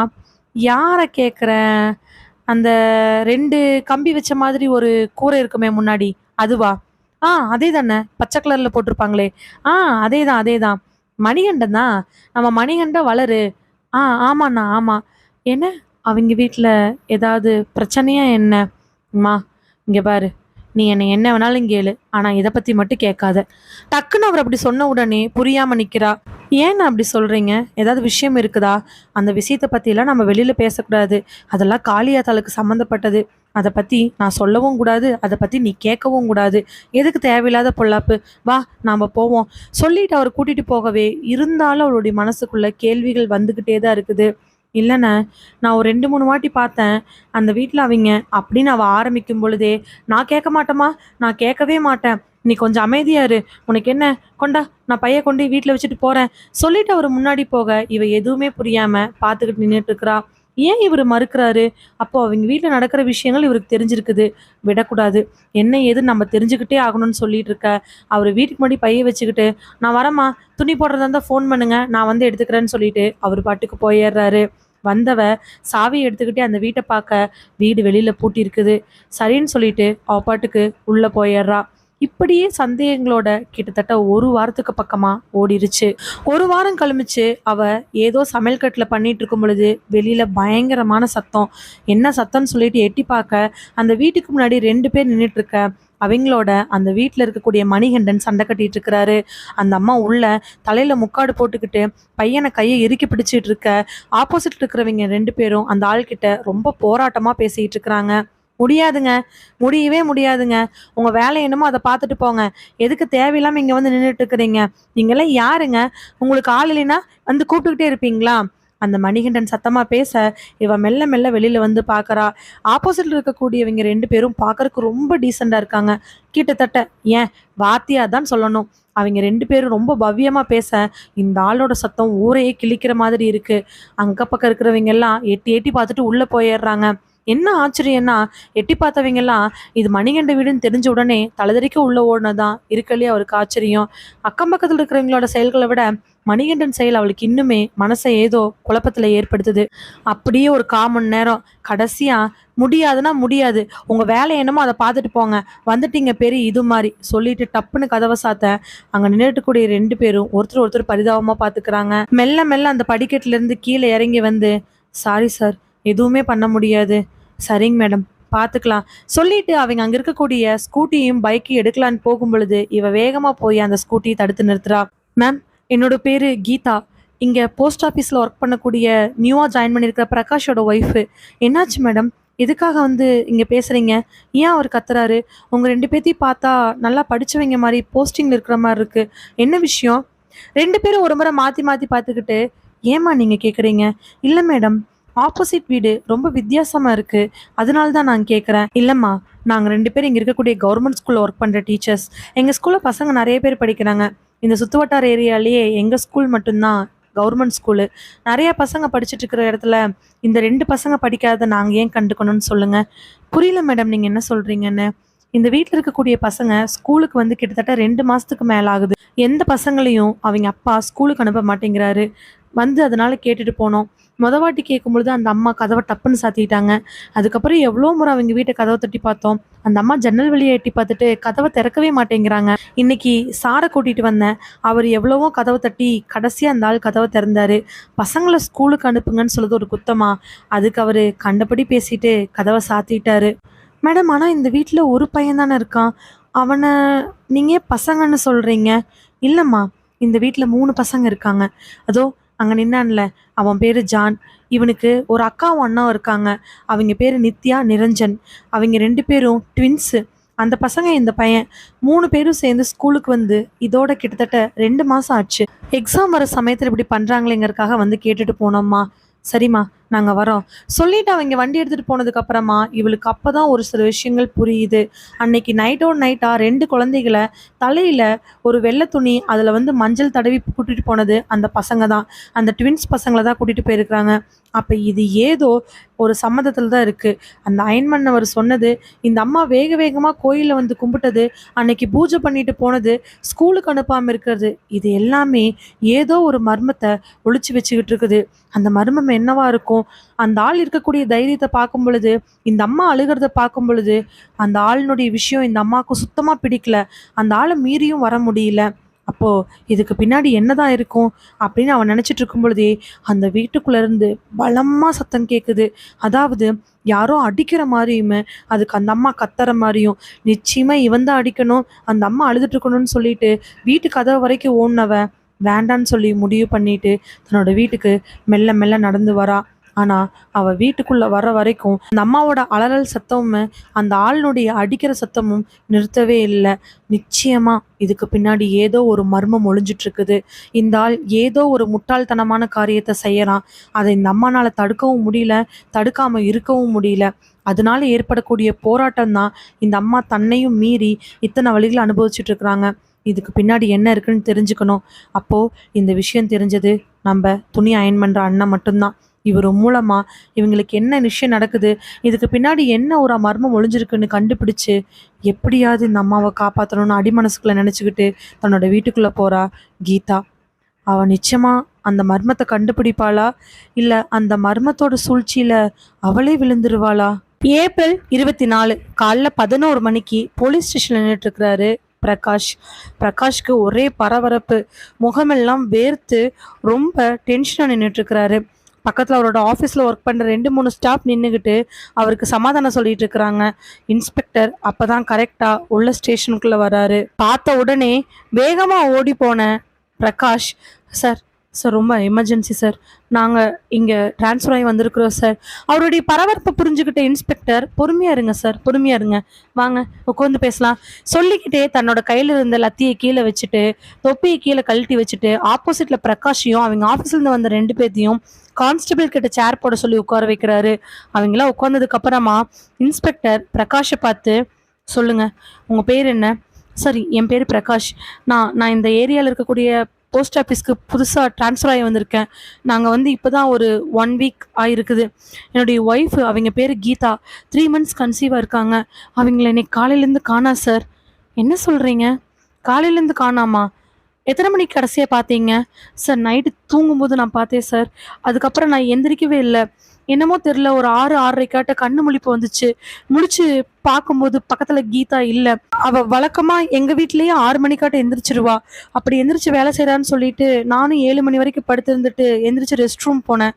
அப்புறம் தான் வெளியில் வந்து கீதா கீதான்னு கூப்பிட்டேன். அவளை காணவே காணா. அங்கே இங்கேன்னு எல்லா பக்கத்துலேயும் தேடி பார்த்துட்டேன். எனக்கு எங்கேயும் கிடைக்கல சார். என்ன பண்ணுறதுன்னு தெரில. அதனால என் ஆஃபீஸ் கொலீக்ஸ்க்கு கால் பண்ணி சொன்னேன். அவங்க இம்மிடியட்டாக ஸ்டேஷனுக்கு போகலான்னு சொன்னாங்க சார். அதனால வந்துட்டோம். என்ன சார் இவ்வளோ நேரம் டிலேவாக வந்திருக்கீங்க? காலைல 6-7 மணிக்காட்ட தெரியும். அப்போவே டக்குன்னு வந்து ஒரு கம்ப்ளைண்ட் கொடுத்துருக்கலாம் இல்லை? சார் இல்லை சார், நாங்கள் ஒரு 10 o'clock வந்துட்டோம். எங்களுக்கு புரியல. வழக்கமாக ஒரு கோயிலுக்கு போவா, அங்கேயும் போய் பார்த்தோம். ஆப்போசைட்டில் இருக்கக்கூடிய வீட்டில் பக்கத்து வீடு அங்கே இங்கேன்னு எல்லா பக்கத்துலேயும் கேட்டோம். ஆனால் அவள் எங்கேயுமே வரலைங்கிறாங்க. நாங்கள் வந்து 1 வீக் தான் ஆனதுனால அவள் பெரும்பாலும் யார் கூடயும் பழகவே இல்லை. அவளுக்கு தெரிஞ்சது அங்கே இருக்கக்கூடிய கடையில் அயன் பண்ணுற அண்ணன் தான். அவர்கிட்ட கேட்டதுக்கு, இல்லைப்பா, போன வாரம் துணி வாங்க வரும்போது நான் பார்த்தேன், அப்புறம் வரவே இல்லை அப்படின்னாரு. அது நாங்கள் வந்து ஒரு 3 நாளுக்கு அப்புறமா நடந்தது. அவரும் பார்க்கலின்னு சொல்லிட்டாரு. எனக்கு என்ன பண்ணுறேன்னே தெரியல. பதட்டமாக இருக்கக்கூடிய பிரகாஷை, சரி சார், சரி, கொஞ்சம் பொறுமையாக இருங்க. நான் கேட்குற கேள்விகளுக்கு மட்டும் நீங்கள் பதில் சொல்லுங்கள். உங்கள் ஒய்ஃபும் நீங்களும் ட்ரான்ஸ்ஃபர் ஆகி வந்து நியர்லி ஒரு 1 வீக் 10 days தான் ஆகுதுன்னு சொல்கிறீங்க. இந்த இன்பிட்வீன் கேப்பில் அவங்க எங்கேயாவது போயிருக்கிறதுக்கான வாய்ப்புகள் இல்லை. கன்சீவாக வேறு இருக்குன்னு சொல்கிறீங்க. ஒருவேளை காலைல வாக்கிங் அந்த மாதிரி போய் எங்கேயாவது மயக்கம் போட்டு கீழே விழுந்திருக்கலாம். நம்ம தேடி பார்க்கலாம். நீங்கள் பொறுமையாக இருங்க. இருந்தாலும் ஒரு கேள்வி கேட்குறேன். உங்களுக்கு யாராவது மேலே சந்தேகம் இருக்குதா? டக்குன்னு யோசிச்ச பிரகாஷ் திடீர்னு, சார் எனக்கு சந்தேகம்னு சொல்ல முடியாது. ஆனால் இங்கே வந்ததுலேருந்து என்னோட ஒய்ஃபு ஒருத்தங்களை பற்றி திரும்ப திரும்ப பேசிக்கிட்டே இருக்கிறா. யாரு யாருன்னு சொல்லுங்கள். ஆப்போசிட் வீடு சார். ஆப்போசிட் வீடா? யார் இருக்காங்க? சார் எனக்கு இன்னைக்கு காலைல வரைக்கும் அது யாருன்னு தெரியாது. ஆனால் அக்கம் பக்கத்தில் விசாரிக்கும் பொழுது அந்த வீட்டில் இருக்கிற ஒரு பேர் மணிகண்டன் அப்படின்னும் அவங்க ஒய்ஃப் பேர் வளர்னு சொன்னாங்க. 3 பசங்க இருக்குதுன்னு சொன்னாங்க. நாங்கள் இருந்தாலும் போய் அந்த வீட்டில் கதவை தட்டினோம். அவர் தான் கதவை திறந்தாரு. அவர், அவங்க ஒய்ஃபு, அவங்க பசங்க எல்லாருமே இருந்தாங்க. அவங்கள கேட்டதுக்கு, நாங்கள் அந்த மாதிரி யாரையுமே பார்த்ததே இல்லைங்களே. ஏய் வளரு, உனக்கு தெரியுமா? அந்த அம்மா ரொம்ப சாதாரணமாக வந்து நின்று, இல்லைங்களே, நாங்கள் பெரும்பாலும் வீட்டை விட்டு வெளில வர மாட்டோம், எங்களுக்கு அதை பற்றி எதுவுமே தெரியாதுங்க அப்படின்னு ரொம்ப சாதாரணமாக சொல்லிட்டாங்க சார். நீங்கள் சந்தேகம் தானே படுறீங்க, ஆனால் அவங்க பண்ணியிருப்பாங்கன்னு எந்த விதமான சாட்சியோ இல்லை எது தடையுமே உங்ககிட்ட இல்லை? இல்லை இல்லை சார், அப்படி எதுவும் இல்லை. இங்கே பாருங்கள் பிரகாஷ், நம்ம வீட்டு பொம்பளைக்கு ஒருத்தரை பற்றி பேசுகிறத வச்சு நாங்கள் ஒருத்தர் தப்பாக முடிவெடுக்கணும்னா நம்ம அக்கம் பக்கத்தில் இருக்கிற யாரை பற்றி, ஏன் இந்த உலகத்தில் அந்த பொம்பளையில தெரிஞ்ச யாரை பற்றியுமே நம்ம தப்பாக தான் புரிஞ்சுக்கணும். பார்க்கலாம். உங்கள் ஒய்ஃப் மேபி நான் சொன்ன மாதிரி எங்கேயாவது வாக்கிங் போய் ஏதாவது ஒரு கொலாப்ஸ் ஆகி சும்மா அப்படியே இருந்திருக்கலாம். வருவாங்க. அப்படி இல்லை அப்படின்னா நம்ம நெக்ஸ்ட் ஸ்டெப்பு ஊர் முழுக்க தேடி பார்க்க ஆரம்பிக்கலாம். நீங்கள் ஒரு கம்ப்ளைண்ட் மட்டும் எழுதிட்டு போங்க, நாங்கள் எங்களோட வேலையை ஆரம்பிக்கிறோம். Sir please sir, N wife சாதாரணமாக விட்டுறாதீங்க சார். அவள் 3 months கன்சீவாக இருக்கா. அவளுக்கு இந்த ஊரில் யாரையுமே தெரியாது. அவளை எப்படியாவது கண்டுபிடிச்சி கொடுங்க சார். ஏப்ரல் 24 அதே அன்னைக்கு காலையில் ஒரு 3:30 மணி இருக்கும். பெட்டில் படுத்துட்டு இருந்தவளுக்கு ஏதோ வாமிட் வர மாதிரி இருக்குது. ஒரு மாதிரி நெஞ்செல்லாம் படபடப்பாக இருக்குது.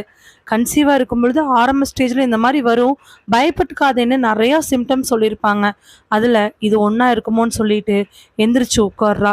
எந்திரிச்சு உட்காந்தவ பக்கத்தில் இருக்கக்கூடிய வாட்டர் பாட்டிலேருந்து தண்ணியை எடுத்து குடிக்கிறா. அப்படி குடிக்கும் பொழுது அவளோட காதில் 2-3 வண்டி வந்து நிற்கிற மாதிரி சத்தம் கேட்குது. இந்த ரொம்ப அமைதியான நேரத்தில் பூச்சிகள், வண்டுக்கள், காற்று கூட காற்றுல நல்லா வந்து விழுகிற நேரத்தில் வண்டி சத்தம் அவள் காதில் விழுகாமையா இருக்கும். மெல்ல எந்திரிச்சு தன்னோட வீட்டு கதவை திறந்துட்டு, ஒருவேளை ஆப்போசிட் வீடாக தான் இருக்குமோ என்னமோ அப்படின்னு நினச்சி போனவளுக்கு பதில் ஆமாதான். 2 அம்பாஸ்டர் காரு வந்து முன்னாடி நிற்கிது. அந்த 2 அம்பாஸ்டர் கார் முன்னாடி வந்து நின்று உள்ளேருந்து கிட்டத்தட்ட ஒரு 4-5 பேர் இறங்குறாங்க. நல்லா மொட்டை அடிச்சுக்கிட்டு நெத்தியில் பெரிய பட்டையை போட்டு சந்தனத்தாலையும் குங்குமத்தாலையும் நீளமாக பொட்டு வச்சுக்கிட்டு வெள்ளை வேட்டி கட்டிக்கிட்டு வெள்ளை கலர் துண்டை மேலே போத்திக்கிட்டு அதில் மஞ்சள் குங்குமம்லாம் அப்பிக்கிட்டு ஆட்கள் பார்க்கறதுக்கே ரொம்ப பயங்கரமாக இருக்காங்க. நிச்சயமாக ஏதோ ஒரு ஆன்மீக சைடை சேர்ந்தவங்க. மூட நம்பிக்கை அப்படிங்கிறத ரொம்பவே நம்புறவங்களா இருப்பாங்களோங்கிற அளவுக்கு அவங்க கொண்டு போன பொருட்கள் எல்லாமே அவளுக்கு ஆச்சரியத்தை ஏற்படுத்துச்சு. அப்படி போனதுக்கு அப்புறமா 2வது நிமிஷம் அந்த வீட்டோட கதவு ஜன்னல் எல்லாமே டப்பு டப்புன்னு சாத்தப்படுது. அவ்வளோதான் இவளுக்கு. என்ன நடக்குது ஏது நடக்குதுங்கிற ஆர்வம் ரொம்பவே முத்தி போயிடுச்சு. போகலாமா வேண்டாமா, 2 நிமிஷம் ஒரு முடிவு, போகலாம் அப்படிங்கிறது. தன்னோட பெட்ரூமுக்கு வந்து எட்டி பார்க்க ரொம்ப ஆழ்ந்த உறக்கத்தில் இருக்கக்கூடிய பிரகாஷ் கண்டிப்பா எந்திரிக்க மாட்டாரு அப்படின்னு தெரிஞ்சதுக்கு அப்புறமா அவ மெல்ல மெல்ல கதவுக்கு பக்கத்துல போறா. கதவை ரொம்ப லைட்டா திறக்க ஆரம்பிக்கிறா. திறந்தவளுக்கு நெஞ்செல்லாம் படபடப்பா தான் இருக்குது.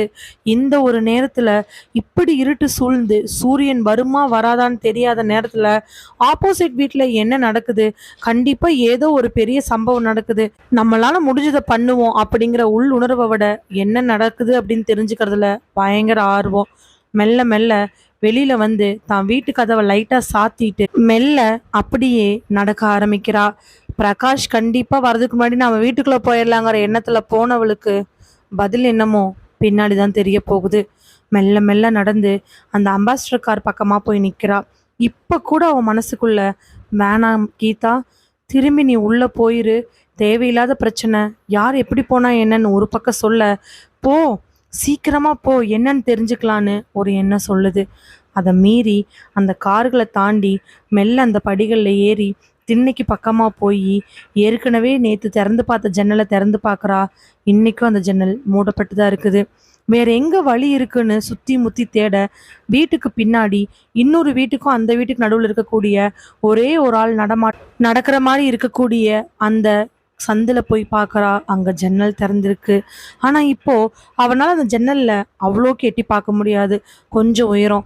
அப்படி இப்படின்னு பார்க்க அவள் கண்களில் நிறைய அடுக்கு ஓடுகள் தெரியுது. அந்த ஓட்டை பார்த்தவ மெல்ல மெல்ல சத்தம் இல்லாமல் ஓடுகளெல்லாம் அடுக்கி அதுக்கு மேலே கிடைச்ச எல்லாத்தையும் வச்சு மெல்ல அது மேலே ஏறி பார்க்குறா. பார்த்தவளுக்கு அப்படி ஒரு அதிர்ச்சி.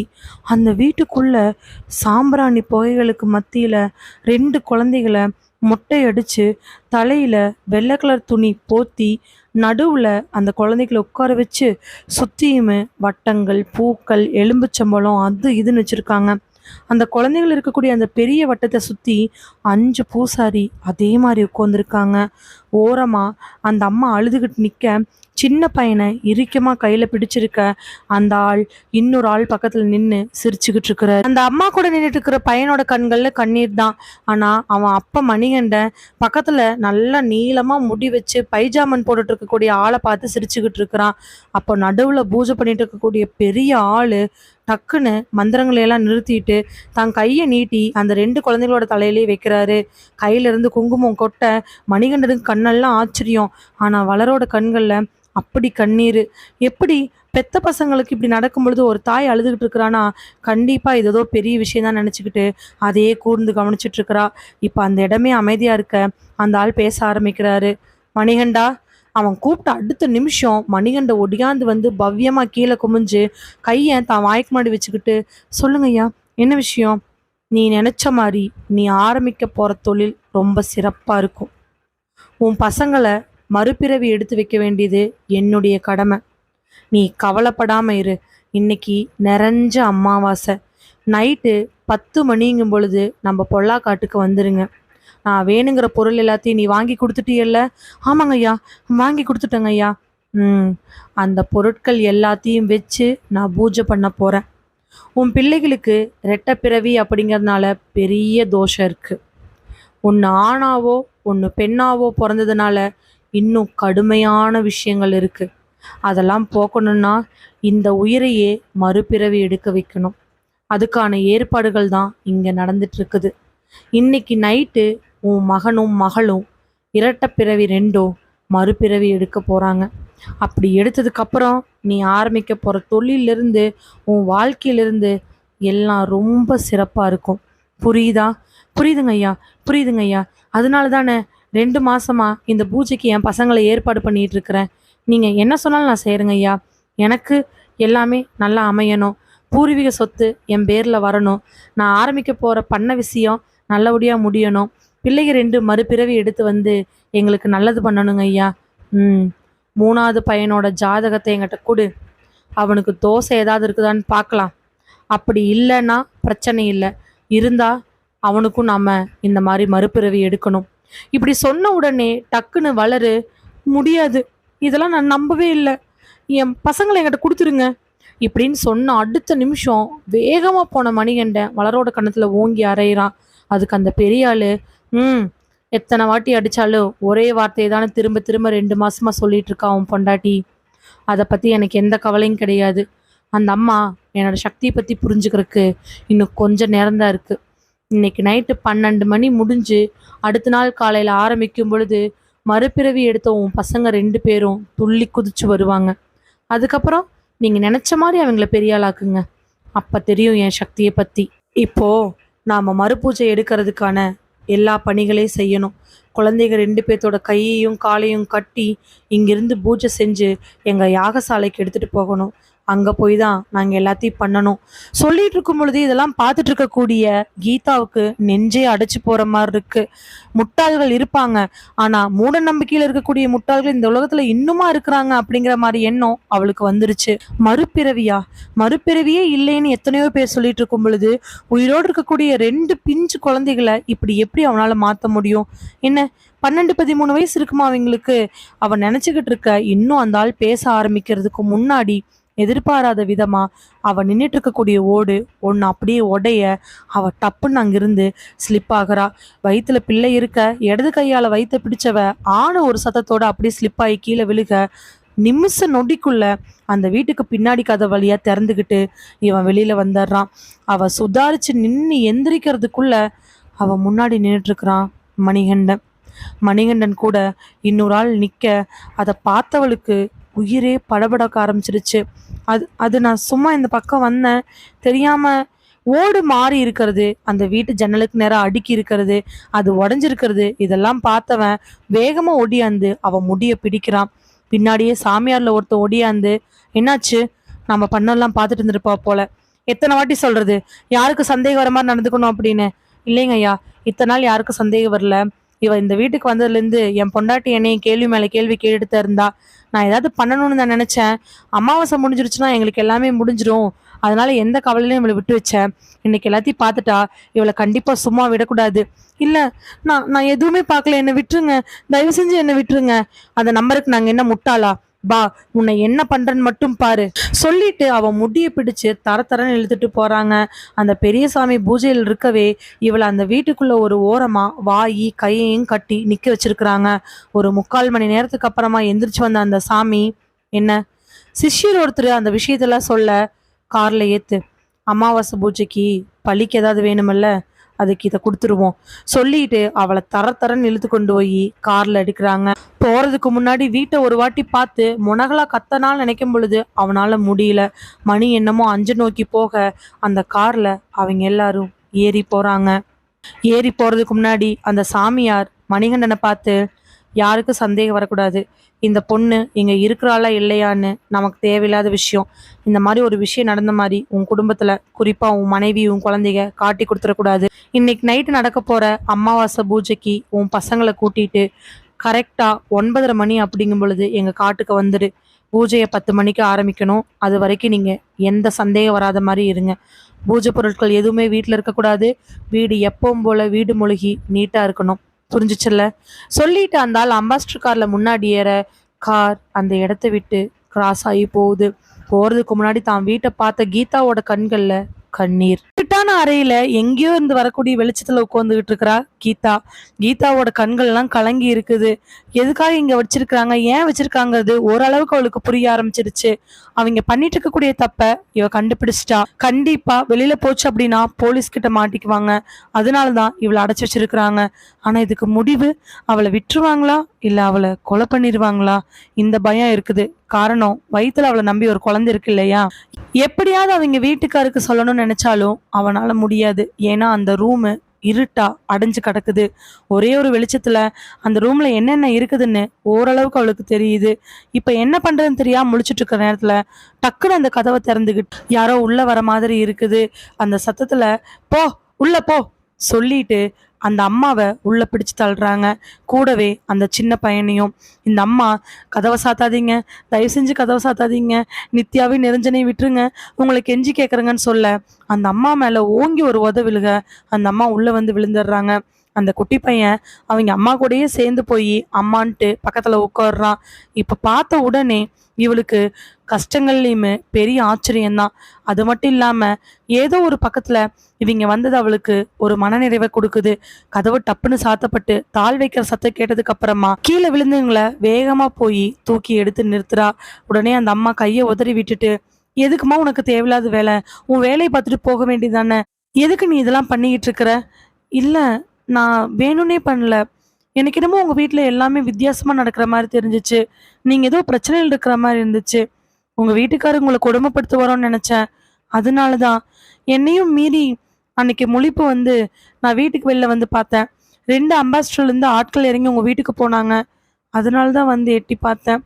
அந்த அம்மா தலையில அடிச்சுக்கிட்டே ஒரு ஓரமா போய் உட்காந்து, நாங்க தான் எங்க வாழ்க்கையில சின்ன பின்னப்படுறோம், நீ ஏமா எங்கேயோ இருந்து வந்து மாட்டிக்கிட்டேன். இப்ப அந்த அம்மா ஓரளவுக்கு இறக்கமா பேசுறத பார்த்துக்கிட்டு மெல்ல மெல்ல அவ பக்கத்துல போய் உட்கார்றா.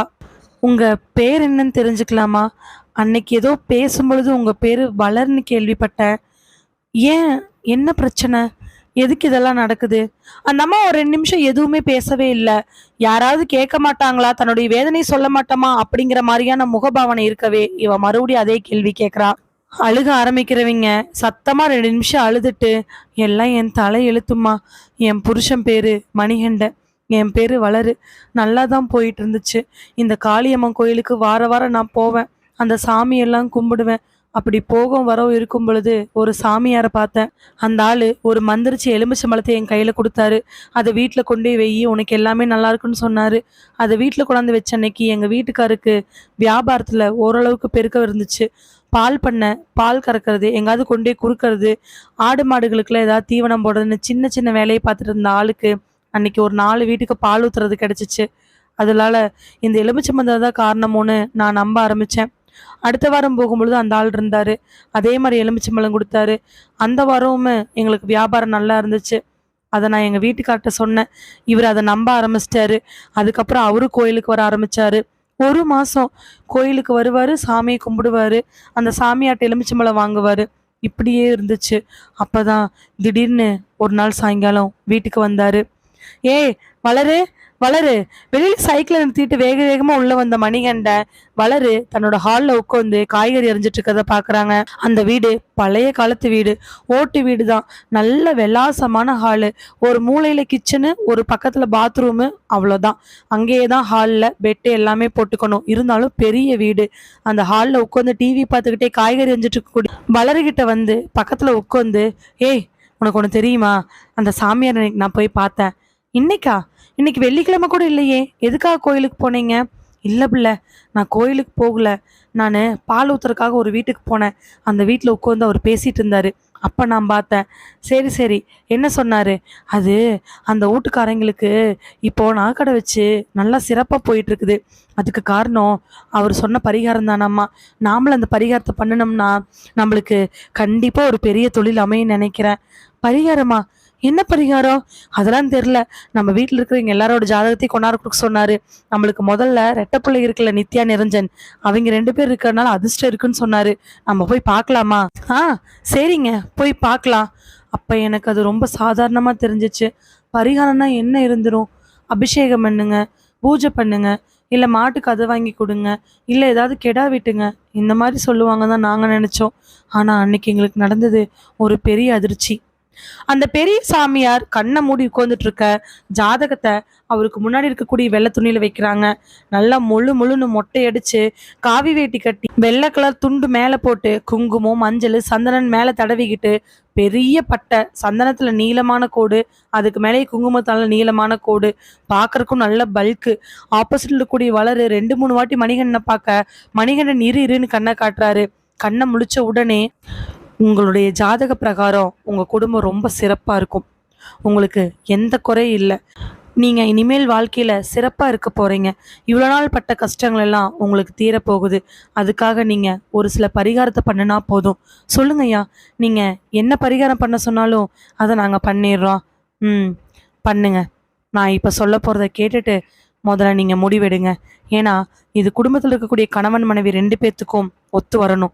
சொல்லுங்க ஐயா, உங்க ஜாதகத்திலயோ உங்க மனைவியோட ஜாதகத்திலயோ உங்க 2வது பையனோட ஜாதகத்திலயோ எந்த விதமான பிரச்சனையும் இல்லை. ஆனா உங்களுக்கு பிறந்திருக்கக்கூடிய இரட்டை குழந்தைகளோட ஜாதகத்துல பிரச்சனை இருக்குது. ஐயா, என்ன சொல்றீங்க ஐயா? ஆமா, இந்த 2 குழந்தையும் 7 ஜென்மங்களும் இரட்டை குழந்தையா தான் பிறக்கும். இந்த குழந்தைகள் முதல் 3 ஜென்மத்துல ஓரளவுக்கு வாழ்க்கையை நடத்தி இருக்கும். ஏன் 2வது ஜென்மத்துல ஒரு மகாராஜாவுக்கு குழந்தைகளா கூட பிறந்திருந்திருக்கலாம். ஆனா 4வது ஜென்மத்துல அது பெற்றோர்களுக்கு இன்னலாவும் துயரமாவும் மாறும். அந்த குழந்தைங்க தன்னோட வாழ்க்கையில தான் வாழ்க்கையை நடத்துறதுக்காக பெற்றோரையுமே மற்றவர்களையும் சார்ந்திருக்கும். இன்னும் பல துன்பங்களை பெற்றோர்களுக்கு கொடுக்க ஆரம்பிக்கும். ஆனா அந்த குழந்தைகள் 4வது ஜென்மத்தை கடந்து 5வது ஜென்மத்துக்கு போயிடுச்சு அப்படின்னா ரொம்ப சிறப்புமா பெத்தவங்களை புகழோட, பெத்தவங்களை கோடீஸ்வரனாக்கும். குடிசை வீட்டுக்குள்ள காலை வச்சா கூட கோபுரத்தோட உச்சி கொண்டு போய் வைக்கும். அப்பேற்பட்ட ஜாதகம். சாமி, சரிதாங்க. ஆனா இதுல எந்த ஜென்மன்னு எப்படிங்க? ஆ, அதைத்தான் சொல்ல வர. இந்த இரட்டை குழந்தைகளுக்கு இது 4வது ஜென்மம். அவர் சொன்ன உடனே அதிர்ச்சியாகி போயிடுறாங்க 2 பேரும். சாமி, அப்போ ஆமா, இந்த 2 குழந்தைகள்னால உங்களுக்கு இன்னல்கள், துயரங்கள். நீங்க இன்னும் அந்த குழந்தைகளை வளர்த்துறதுக்காக படாத பாடுபடணும். இப்ப கூட பரவாயில்ல, 2 ஓரளவுக்கு பெருசாகும் பொழுது உங்களால கஷ்டங்களை தாங்க முடியாம போயிடும். இதனால உங்க சின்ன பையனை கூட நல்லா வளர்த்த முடியாம போயிடும். சாமி, அதுக்கு என்ன பரிகாரம் பண்ணணும்? ஏதாவது கோயிலுக்கு போகணுமா, இல்லை விரதம் இருக்கணுமா, இல்லை அன்னதானம் பண்ணணுமா? எதுனாலும் சொல்லுங்க, நானும் எங்க வீட்டுக்காரும் பண்ணிடுறோம். ம், அதெல்லாம் பலிக்காது. நீங்க நினைக்கிற மாதிரி இதே ஜென்மத்தில் இருக்கக்கூடியதை கழிக்கணும்னா மட்டும்தான் அந்த மாதிரி நடக்கும். ஆனா இது அப்படி இல்லை. ஜென்மமா வரக்கூடிய இரட்டையர்கள் வேற மாதிரியான முறையில தான் நாம நிவர்த்தி பண்ண முடியும். சாமி, நீங்க சொல்லுங்க சாமி, எதுவா இருந்தாலும் நாங்க பண்ணிடுறோம். கண்ணை மூடின அந்த ஆளு ஜாதகத்தை எடுத்து நெத்தியில வச்சுட்டு 1 நிமிஷம் கழிச்சு கீழே வச்சு தான் கையில இருக்கக்கூடிய திருநீரை அது மேல போட்டு பூசிட்டு, நான் சொல்ற போற விஷயத்த 2 பேர் நல்லா கேட்டுக்குங்க. உங்களுக்கு சரினா வாங்க, இல்லைனா வேண்டாம். நீங்க 2 பேரும் யோசிச்சு முடிவெடுங்க. சொல்லுங்க சாமி, உங்களுடைய ரெட்டை குழந்தைகளுடைய பிறவிய முடிக்க போறேன். சாமி, என்ன சொல்றீங்க? ஆமா, உங்க இரட்டை குழந்தையினுடைய 4வது பிறவியை நான் முடிச்சு அவங்கள 5வது பிறவியாக்க போறேன். அதுக்கு 48 நாள் பூஜை இருக்கு. அந்த 48 நாள் பூஜையில குறிப்பிட்ட நாட்கள் எங்க இடத்துக்கு உங்க குழந்தைங்க வந்து நாங்க விடிய பூஜை பண்ணணும். விடிஞ்சுதான் உங்க குழந்தைகளை வீட்டுக்கு கூட்டிட்டு வருவோம். இந்த 48 நாள் இந்த 2 குழந்தைகளும் வெளியில எங்கேயுமே போகக்கூடாது. அதுக்கப்புறமா வரக்கூடிய அமாவாசையில இந்த 2 குழந்தைகளுக்கு நான் இந்த ஜென்மத்துக்கான மோட்சத்தை கொடுத்து அந்த குழந்தைகளை அடுத்த நாள் காலையில, அதாவது நிறக்க அமாவாசை முடிஞ்சு அடுத்த நாள் வரும் பொழுது அந்த குழந்தைகளை வேறு ஒரு ஆட்களா 5வது பிறவியில எடுத்து கொண்டாந்து உங்ககிட்ட கொடுப்பேன். அதுக்கப்புறம் நீங்க அமோகமா இருப்பீங்க. இது நிச்சயமா பலிக்கும். ஏற்கனவே இந்த மாதிரி மறுபிறவியை நான் எடுத்து கொடுத்துருக்குறேன். உங்களுக்கு சந்தேகம் இருந்தா யாருக்கிட்ட வேணாலும் கேட்டுட்டீங்க வாங்க. சொன்னதுக்கு அப்புறமா 2 பேரோட கண்கள்லயும் கண்ணீர் தான். அதுவும் வளரு இதெல்லாம் முடியவே முடியாதுன்னு அடி மனசுக்குள்ள ஆணித்தனமா நம்பிட்டா. ஆனா இந்த ஆளு 2 அர்த்தமா உட்காந்துட்டு இருக்கிறாரு. கடைசியா இவர் சொல்லி முடிச்சதெல்லாம் கேட்டுட்டு, சாமி நாங்கள் வீட்டுக்கு போய் யோசிச்சு சொல்லறேங்க, நல்லா யோசிச்சுட்டு அதுக்கப்புறமா வாங்க. அதுக்கப்புறம் அவங்க 2 பேரும் அங்கிருந்து வந்துடுறாங்க. வண்டியில வர வரைக்கும் எதுவுமே பேசாம வந்துட்டு வீட்டுக்குள்ள போனதுக்கு அப்புறமா கதவை சாத்தின வளரு, என்னங்க ஏதோ யோசிச்சு சொல்றேன்னு சொல்றீங்க, பிள்ளைகளை மறுபிறவி எடுக்க வைக்கணுங்கிறாரு, ஏதோ நம்புற மாதிரி இருக்குதா? ஒண்ணு வேண்டாம், அமைதியா வேலையை பாருங்க, இன்னொருக்கா ஏதாவது பண்ணனீங்க நடக்கிறதே வேறையா போயிடும் அப்படின்னு மனைவி சொல்லிட்டு போகவே ஆமான்னு சொல்லிட்டு அவரும் அன்னைக்கு நல்லா படுத்து தூங்கிடுறாரு. வழக்கமா வளருடைய பேச்ச மணிகண்டன் கேட்பாரு. வளருக்கும் அவருக்கும் சண்டைகள் வந்திருக்கே தவிர கை வைக்கிற அளவுக்கு போனது கிடையாது. வளரு அதுக்கு மேல கத்திருவாளோன்னு மணிகண்டன் ஓரளவுக்கு அமைதியா தான் போயிருக்காரு. அதுக்கு இன்னொரு காரணம், வளரு மணிகண்டன் என்ன சம்பாரிச்சு கொடுத்தாலும் அதை வச்சு குடும்பத்தை நடத்திட்டு இருந்தா. அவளை தவிர வேற யாருனாலும் இந்த குடும்பத்தை கொண்டு வர முடியாதுங்கிற நம்பிக்கை மணிகண்டனுக்கு இருக்குச்சு. அது எல்லாமே கொஞ்ச நாள தூள் தூளா போச்சு. வரிசையா மணிகண்ட வண்டியிலிருந்து கீழே விழுக, சின்ன பையனுக்கு அடிப்பட, ஏற்கனவே பண்ணையில பால் ஊத்திட்டு இருந்த இடத்துல வேண்டான்னு சொல்லன்னு இப்படி ஆயிட்டு இருக்கவே ஒரு நாள் 2 வாரம் கழிச்சு டிப்ரெஷனுக்கு போனவன் முடிவெடுக்கிறான் குழந்தைகளுக்கு மறுபிறவி எடுக்கலான்னு. இதுக்கு இடையில காளியம்மன் கோயில்ல பார்த்த சாமியாரு, இங்க பாருங்க நீங்க நம்ம ஐயா சொன்ன மாதிரி பூஜை பண்ணிருங்க, இல்லைன்னா இந்த மாதிரிதான் வரும் அப்படின்னு சொல்லவே நல்லா வலுவா முடிவெடுத்து 48 நாள் பூஜைகளுக்கான ஏற்பாடுகளை பண்ண ஆரம்பிக்கிறான். அன்னையிலேருந்து குழந்தைகளை ஸ்கூலுக்கு அனுப்பல. சின்னவனை மட்டும் ஸ்கூலுக்கு அனுப்பலான்னு பார்த்தா அவன் வெளியில போய் அக்காவும் அண்ணனை இப்படி கொடுமைப்படுத்துறாங்கன்னு சொல்லிடுவாங்களோ அப்படிங்கறதுக்காகவே அவன் வெளியில அனுப்பவே இல்லை. 48 நாள் கொடுமை, வெளியில வரக்கூடாது, அடி வாங்கணும். இவ்வளவு நாள் தான் பேச்சை கேட்டுட்டு ஓரளவுக்கு அமைதியா இருந்துவேன், இப்ப பயங்கரமா அடிக்க ஆரம்பிக்கிறான். தேவையில்லாத பிரச்சனைகளை பண்ணறான்.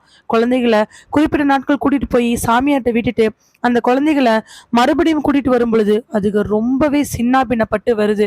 அதுகளை என்ன பண்றான் ஏது பண்றான்னு தெரியவே இல்லை. அதனாலதான் அவனுக்கு தெரியாம கோயிலுக்கு வந்து கருப்பணசாமி கிட்ட வேண்டுன்னு வேண்டா வளர். ஒருவேளை அவனுக்கு தெரிஞ்சிருச்சுன்னா படாத பாடுபட்டு போயிடணுங்கிறக்காதான் தலையை மறைச்சுக்கிட்டு சின்ன பையனை தான் கையிலே வச்சுக்கிட்டு சாமி கும்பிட்டுட்டு வீட்டுக்கு போறா. இந்த விஷயமெல்லாம் தெரிஞ்சுன்னா ஊர்ல இருக்கிறவங்க ஏதாவது பண்ணிடுவாங்க, கண்டிப்பா நம்மளுக்கு தேவையில்லாத பிரச்சனை வரும், யார்கிட்டையும் சொல்லாத அப்படின்னு சொல்லவே வளர் யார்கிட்டையும் சொல்லல, வீட்டை விட்டு வெளியில வரல. அதையும் மீறி ஒரு வாட்டி அயன் பண்ற துணிக்கார அண்ணன் வீட்டுக்கு வந்து நடக்கிற விஷயங்கள்லாம் ஓரளவுக்கு பார்த்துட்டு போயிடுறாரு. அதுக்கப்புறமா ஒரு வாட்டி மணிகண்டனை பிடிச்சு என்ன ஏதுன்னு கேட்கவே அவன் அறகுறைய விஷயத்த சொல்லிட்டு கையில காசை வச்சு வெளியிலாட்டி சொல்லிடாத, சாமி குத்தமாயிரும், நீ சொன்னா உன் வீட்டுக்கும் லாஸ் தான் ஆகும், நீ இதுக்கப்புறம் உன் தொழிலை பண்ணவே முடியாது, சாமியாட்ட சொல்லி அதுக்கேற்ற மாதிரி நான் பண்ணிடுவேன், என் தொழில் சிறப்பாகிற வரைக்கும் நீ அமைதியா இருக்கணும் என்னன்னு சாமியை சொல்லியே பயன்படுத்த அவரு அமைதியாயிடுறாரு. இதே மாதிரி இன்னும் 2-3 பேத்துக்கு தெரிய வர அந்த 2-3 பேத்துக்கிட்டையும் மணிகண்டன் சொன்னது வெளியில தெரிஞ்சிச்சு, கண்டிப்பா உன் தொழில் போயிடும், நான் கண்டிப்பா சாமியாட்ட சொல்லிட்டு உன் தொழிலுக்கு ஏதாவது பண்ணிடுவேன், என் பூஜை ஒழுங்கா முடிகிற வரைக்கும் யாரும் இதை பத்தி எதுவும் பேசிடாதீங்க, சாமி குத்தமாயிரும் இப்படி சொல்லியே பயப்படுத்தி வைக்கிறா. இப்போ 48 நாள் முடிஞ்ச அமாவாசை. இன்னைக்கு அந்த 2 குழந்தைகளையும் மறுபிறவி எடுக்க வைக்கிறதா சொல்லி அதுகளுக்கான பூஜை ஏற்பாடுகள் பண்ணிட்டு இருக்கும் பொழுதுதான் கீதா அதை பார்த்துட்டா. இப்போ கீதாவும் இங்கே வந்து மாட்டிக்கிட்டா. எவ்வளோ தூரம் வேண்டாம் வேண்டான்னு சொல்லியுமே பூஜைக்கான ஏற்பாடுகள் பண்ணுற வரைக்கும் நீ இங்கேயே இரு, பக்கத்து வீட்டுக்காரியோடய இருன்னு சொல்லிட்டு ஒரே ரூமில் கொண்டாந்து தள்ளிட்டு போயிட்டான் மணிகண்டன். இன்னைக்கு நைட்டு அமாவாசை நைட்டு அந்த குழந்தைங்க மறுபிறவி எடுத்துடுவாங்க, நாளையிலேருந்து எல்லாமே சிறப்பாக இருக்குன்னு முட்டாள்களை நம்பிட்டு பூஜைக்கான ஏற்பாடுகளை பண்ணிட்டு இருக்கிறான் மணிகண்டன். வளர் எல்லாத்தையும் சொல்லி முடிச்சதுக்கு அப்புறமா கீதாவோட கண்கள்ல பெருத்த ஆச்சரியத்தோட கண்ணெல்லாம் கலங்கி நிக்குது. இப்படி கூடவா முட்டாள்தனமா நம்புவாங்க, என்ன பண்ணி தொலைகிறது, எல்லாம் எங்களோட நேரம். அந்த எலும்புச்சம்பளத்தை வாங்கிட்டு வந்து எதுக்கு வீட்டில் வச்சு அதனாலதான் நல்லது நினைச்சு நான் சொன்னேன்னு தெரியல, இப்போ பிள்ளைங்க 2 மாட்டிக்கிச்சு, இவனுங்கெல்லாம் பைத்தியக்காரனுங்க, முட்டாள்கள், நம்பாதேன்னு சொன்னதுக்கு பாரு எப்படி என்ன அடிச்சிருக்காருன்னு பாருமான்னு சொல்லிட்டு கையை காமிக்க கையில எக்கச்சக்கமான தழும்புகள், சூடு, அடி, காலில் எல்லாம் என்னென்னமோ இருக்குது. இது எல்லாத்தையும் பார்த்தவ, இல்லக்கா இது ரொம்ப முட்டாள்தனமான விஷயம், அந்த மாதிரி மறுபிறவி எடுக்க முடியாது, சயின்ஸ் பிரகாரம் யோசிச்சு பார்த்தா கூட ஆன்மீகங்கிறது சயின்ஸ்ல வரும், ஆனா இது ஆன்மீகமே கிடையாது, இது முட்டாள்தனம், என்ன பண்ணி தொலைகிறது? இப்ப என்னால நீயும் வந்து மாட்டிக்கிட்ட. இதனாலதாம்மா நான் உன்னையே எப்படியாவது வேண்டான்னு விலக்குனேன். நீயா வந்து மாட்டிக்கிட்ட. ஸ்கூல் வாத்தியார் 2, 3 வாட்டி வீட்டுக்கு வந்தது தான் அன்னைக்கு அந்த ஆளு அப்படி புடிச்சு பேசுனான். இப்போ எனக்கு என்ன பண்றதுன்னே தெரியல. என் புள்ளையும் பையனையும் மறுபிறவி எடுக்கிறேன்னு என்னென்னமோ பண்ணிக்கிட்டு இருக்கிறாங்க. அதுகளுக்கு உசுரு போயிருச்சுன்னா நான் என்ன பண்ணுவேன்? அந்த பிள்ளைகள செமந்த வயிறு எப்படி பத்திக்கிட்டு தெரியுமா? சொல்லிட்டு அவ பாட்டுக்கு அழுக ஆரம்பிக்க, டக்குன்னு கீதா, கவலைப்படாதீங்க. நான் இருக்கேன். உங்க பசங்கள எப்படியாவது காப்பாத்திரலாம். எப்படிம்மா? அவன் தான் கதவை சாத்திட்டு போயிட்டானே. இங்கிருந்து வெளியில போறதுக்கான வாய்ப்புகளே கிடையாது. இல்லக்கா, நிச்சயமா சொல்றேன். ஏதாவது ஒரு வழியில நமக்கு நல்லது நடக்கும். நீங்க கும்பிட்ட சாமி தான் இந்த மாதிரி ஏதோ ஒரு ஏற்பாடை பண்ணி கொடுத்துருந்துருக்கோம். வழிகளை மட்டும்தான் சாமி காட்டும். அது நாம தான் பிடிச்சுக்கிட்டு பின்னாடியே போகணும். நீங்க கவலைப்படாதீங்க. ஆனா யோசிங்க. ஏதாவது ஒரு வழி இருக்கான்னு யோசிங்க அப்படின்னு சொல்லிட்டு இருக்கும் பொழுதே டக்குன்னு கீதாவை பார்த்து வளரு, ஆனா ஒரு விஷயமா சொல்லுங்க. அந்த பூஜை நான் இல்லாம நடக்காது. எப்படி சொல்றீங்க? ஆமா, அந்த பூஜை நான் இல்லாம நடக்கக்கூடாதுன்னு அந்த ஆள் ஏற்கனவே சொல்லியிருக்கிறாரு. அந்த குழந்தைங்க, என் பசங்க மறுபிறவி எடுக்கும் பொழுது பெத்த அம்மாவும் அப்பாவும் கூட இருக்கணும். அவங்க கையை பிடிச்சு அந்த பிறவியை வெளியே அனுப்பிட்டு அதே கையை பிடிச்சு புது பிறவியை உள்ள கொண்டாடணும். அப்பதான் இந்த ஜென்மத்துக்கும் நாங்க அம்மா அப்பாவா இருக்க முடியும். அதனால இந்த பூஜைக்கு நாங்க இல்லாம இருக்கக்கூடாதுன்னு ஏற்கனவே சொல்லியிருக்கிறாரு. அதனாலதான் இந்த ஆளு இவ்வளோ பிரச்சனையிலையுமே என்னை இங்க கொண்டாந்து போட்டிருக்கிறாரு. அதனால அந்த பூஜை நடக்கும்போது நான் போவோமா? அப்ப என் பசங்களை காப்பாத்தினாதான் உண்டு. ஏதாவது பண்ணணும். அந்த வளர் அப்படி சொன்ன உடனே கீதா என்னென்னமோ யோசிக்க ஆரம்பிக்கிறா. அப்போ வளர் அந்த பூஜை நடக்கும் பொழுது அங்க போகும் பொழுது ஏதாவது பண்ணி வளர் மூலமாகவோ இல்ல கீதா வெளியில போயாவது அந்த குழந்தைகளை காப்பாற்றணும். அப்படி அந்த குழந்தைகளை காப்பாத்திட்டா அப்படின்னா நிச்சயமா அந்த குழந்தைகள் மூலமா கீதாவும் வெளியில வந்துடலாம். அந்த குழந்தைகளுக்கு வாழ்க்கையும் கிடைக்கும்.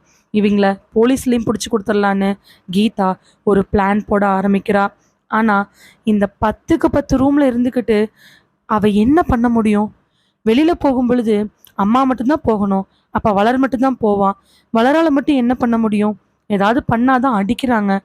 இதுல எப்படியாவது அந்த குழந்தைகளை காப்பாற்றணும், தானும் தப்பிக்கணும், இந்த முட்டாள்களை போலீஸ்ல பிடிச்சி கொடுக்கணும்னு கீதா பல விதங்கள்ல யோசிக்க ஆரம்பிக்கிறா. ஆனா அந்த யோசனைகளை செயல்பாடா மாறி அந்த செயல்பாடு வெற்றியை கொடுக்குமா? வளர்கிட்ட கீதா பேசிட்டு இருக்கும் பொழுது கரெக்டா ரூம் கதவு திறக்கிற சத்தம் கேக்குது. உடனே இவங்க எல்லாரும் பயந்து போய் கதவை திறந்துட்டு யார் வருவாங்களோன்னு பார்க்க, வளரோட மனசுக்குள்ள கண்டிப்பா தான் கணவன் தான் வருவாரு அப்படின்னு இருந்தாலும் எல்லாரும் அங்க ஒரு கேள்விக்குறியோட பாக்குறாங்க. நினைச்ச மாதிரியே வளரோட வீட்டுக்கார் மணிகண்டன் அங்க வர, கூடவே ஒரு சாமியாரு வராரு. வளர பார்த்து, மணிகண்டன் எந்திரி. எங்க எந்திரின்னு சொன்னேன். இல்லை, நான் வரமாட்டேன். நீ வந்துதான் ஆகணும். பூஜைக்கு எல்லா ஏற்பாடும் பண்ணியாச்சு. இப்போ பூஜை பண்ணியே ஆகணும். நான் பையனை விட்டுட்டு வரமாட்டேன். பையன் இங்கேயே இருப்பான், நீ வா. இந்த பொண்ணு எதுக்கு பிடிச்சிருக்கீங்க?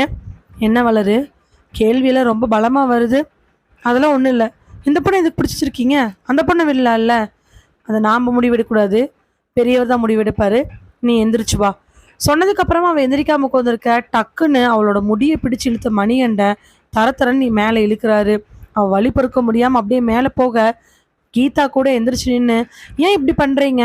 இங்கே பாருமா, உனக்கு இதுக்கு சம்மந்தம் கிடையாது. உன்னை என்ன பண்ணணும்னு அவருக்கு தெரியும். நீ என்கிட்ட பேசாத சொல்லிட்டு அவன் பாட்டுக்கு வளர இழுத்துக்கிட்டு போகிறான். சின்ன பையன் அம்மா அம்மான்னு கத்த, திரும்பின அவன், அம்மா வந்துடுவாங்க, அமைதியாரு. அம்மா மட்டும் இல்லை, அக்கா அண்ணன் எல்லாரும் வந்துடுவாங்க. இனிமேல் நமக்கு எல்லாமே நல்லது தான் சொல்லிட்டு அந்த கதவை சாத்திட்டு போகிறான். அந்த கதவை சாத்தினதுக்கு அப்புறமா வளரு ஒரே ஒரு முறை அந்த கையை பிடிச்சு உதறிட்டு கதவு பின்னாடி வந்து அப்படியே டப்புன்னு சாயறா. நான் வரமாட்டேன், நீ வரலினாலும் என் கூட இருந்தா ஆகணும். இல்லை, என்னால் வர முடியாது சொல்லிட்டு கதவோர சாஞ்சு நிற்க அவன் டக்குன்னு இழுக்கிறான். இழுத்துட்டு அவளை தரத்தரன்னு இழுத்துட்டு போக, ஒரு 10 அடி வச்சதுக்கு அப்புறமா கூட வந்த சாமியார் பின்னாடி திரும்பி பார்க்குறாரு. அந்த கதவை சாத்தவே இல்லை. சாமியார் மறுபடியும் மெல்ல மெல்ல நடந்து போய் அந்த கதவை வெளிப்புறமா சாத்திட்டு கூட்டிட்டு போறாங்க. அந்த இடத்துல இருந்து கொஞ்சம் பக்கத்துல தான் பூஜை நடக்கிற இடம். அந்த இடத்துக்கு வளர கூட்டிட்டு போறாங்க. வளர் வந்து வராம தடு மாதிரி நடக்கிறா. கொஞ்ச தூரம் தள்ளி போனதுக்கு அப்புறமா அவனோட பிடிமானத்துக்கு வளர்நாள் நடக்க முடியாம போக வளர் அப்படியே தடுமாறி கீழே விழுந்துடுறா. அங்க இருக்கக்கூடிய பெரிய மணல் கூமாச்சியா இருக்கக்கூடிய மணல் கொட்டி வச்சிருக்கக்கூடிய இடத்து மேல விழுகிறவ அங்க இருக்கக்கூடிய மணிகண்டனை பார்த்து, என்னால வர முடியாது, என்னடி வித்தியாசமா நடந்துக்கிற? அரையில செவனி பிஞ்சிரும், எந்திரிடி. அவன் சொல்லிட்டு அவளை முடிய பிடிக்க கையை தட்டி விட்டவ எந்திரிக்க முடியாது. எந்திரின்னு சொன்னன்ல. அவளை மேலே இழுக்க அவ எந்திரிக்கிறா. உதறடி சேலையெல்லாம். என்னால முடியாது. உதறடி, முந்தானி எல்லாத்தையும் உதறடி. என்னால முடியாது.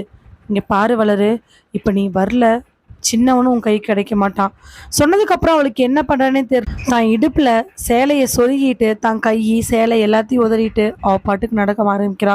இன்னும் கொஞ்சம் தூரம், மிஞ்சி மிஞ்சி போனா ஒரு 1/4 கிலோமீட்டர், 250 மீட்டர் போனதுக்கு அப்புறம் அந்த பூஜை நடக்கக்கூடிய இடத்த அடைஞ்சிடலாம். ஆனா இப்ப வரைக்கும் அவன் நினைச்ச எதுவுமே நடக்கல. என்னதான் அவன் நினைச்சிருப்பா? இவங்க எல்லாம் வர்றதுக்கு முன்னாடி கீதா வளர பார்த்து, அக்கா நான் ஒன்று சொல்றேன், நீங்க கேட்பீங்களா? சொல்லுப்பா. ஆனால் என்னால் முடியுமா?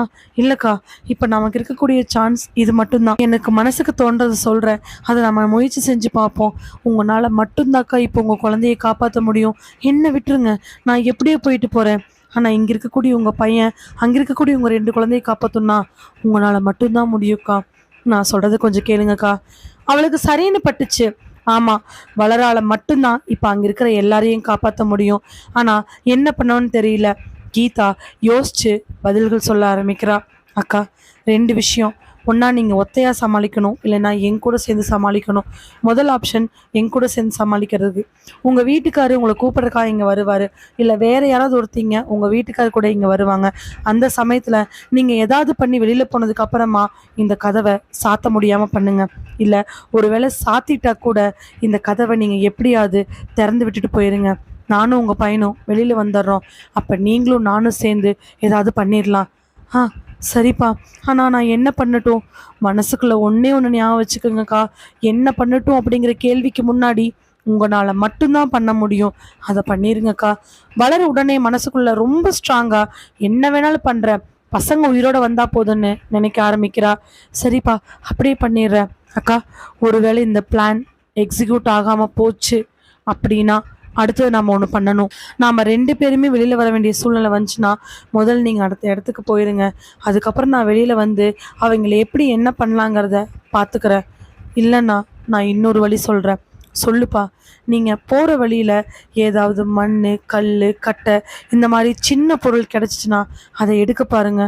என்னால் எப்படிப்பா முடியும்? கூடதான் அவர் வருவாரே. இல்லைக்கா, முடியும்.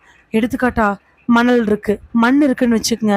அது மேலே விழுகிற மாதிரியோ கீழே தடிக்கூட்டு விழுகிற மாதிரியோ கல் எடுத்து சேலையில் ஒழிச்சு வைங்க. எப்படிப்பா? கல்லுனா சின்ன கல்லுக்கா, பெரிய கல்லெல்லாம் இல்லை.